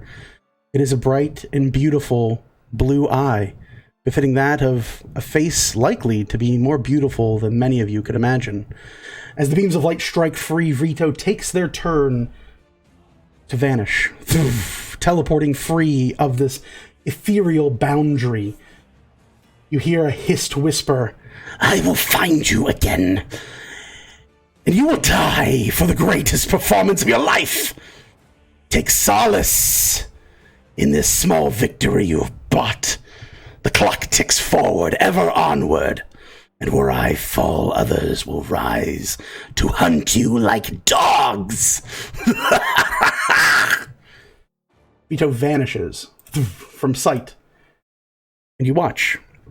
And as in doing so, the last remnant of shadow and darkness of this place, the area begins to shake and sunder and flicker backwards and forwards. The stones begin to move in on each other as if guided by some unseen hand and reform into a large plateau. Each of the 4 bits of starlight, slowly dimming, move onto one another and form in the very center of this area. A small fragment of bright, beautiful, pure, radiant light sits hanging on the very edge of what is space and time. As Bartholomew slowly carries Cobalt Jones back to the platform, you all hear, deep, of a voice somewhat familiar to some. Go ahead and kill the evil clown music. Somewhat familiar to some, but for many of you, the first time you might have heard the voice of a Realm Weaver echoing the truth within your head. You hear, "Oh, you chosen few, it is of no small consequence what you have achieved this day, driving back darkness as it assaults that we left behind in the city of our chosen, freeing even this small fragment from the clutches of the darkness of the Shadowfell. What you have before you is but a glimmer, a gleam of the power that myself and my allies once held freely. A gift, as so lured and promised by those, or the one, who could have heard my voice. As promised, it is yours, to be held and shared among each and every one of you. May you do and accomplish what we failed to do, and may you save what we left in our wake. Divinity is a curious thing. You're given the power to accomplish anything you dream, and yet there is no grand design until you make one. Perhaps 7 will succeed where 4 failed.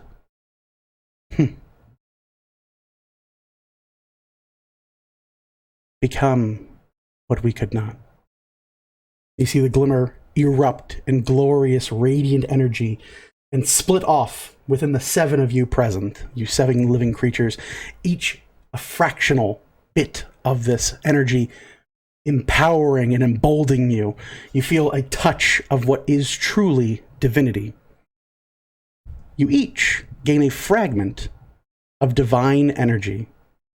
This allows for a number of curious and enterprising things. You hear echoes of the faithful of the world, soft mutterings, the very edges and corners of your mind, those praying for the new coming of Realm Weavers. A mere taste of this, you can feel divinity, the power of the gods themselves, just beyond the reach of your fingers, yet unable to be grasped by one alone. As you all stand close, brothers and sisters in arms, there is a communion, a feeling that if each of you were to allow this power to fruition, the 7 of you might accomplish great things in your lifetime. But what those things are for next time on Second Wake. That's right. We're way past time, folks. I thank you so much for staying with us. As always, my level 20 characters, my dudes, what a hell of a fight, right? It's always like, you get these cool fights and you're like, man, this is going to be some bullshit. It's been a long fight. It's been a long thing. It's not a great time. Maybe they need to redo a long rest. But you know what? Long rests are for chumps, and nobody who ever took a long rest before a boss fight gained a small sliver of divinity. Okay? I'm just saying. Maybe you skip a few long rests and you just go like, yo, dog, I'm like 1/80th god. So like, maybe I could just figure that out. But anyway, we're going to go ahead and raid some folks. If you are a subscriber to the channel and if you stuck with us all this evening, please use our raid emote as we go to a new channel. We're going to be raiding my friend Hita. She does really cute, cozy art. I think she's drawn... Oh, no, she's not drawing tonight. She's playing the new Horizon Zero Dawn. So if you want to get that, like a little sneak peek of what that is, then you go right ahead. Go ahead and do that thing. But yeah, let's go support as best we can. As always, folks, I've been Kareem Zamir. That was Clone Vito. I know I said it wrong the first time, but, you know, it's hard remembering all the crazy stuff we did. Anyway, you've been my level 20 characters. They've been the Seekers of Galanti. I will see you next time. Peace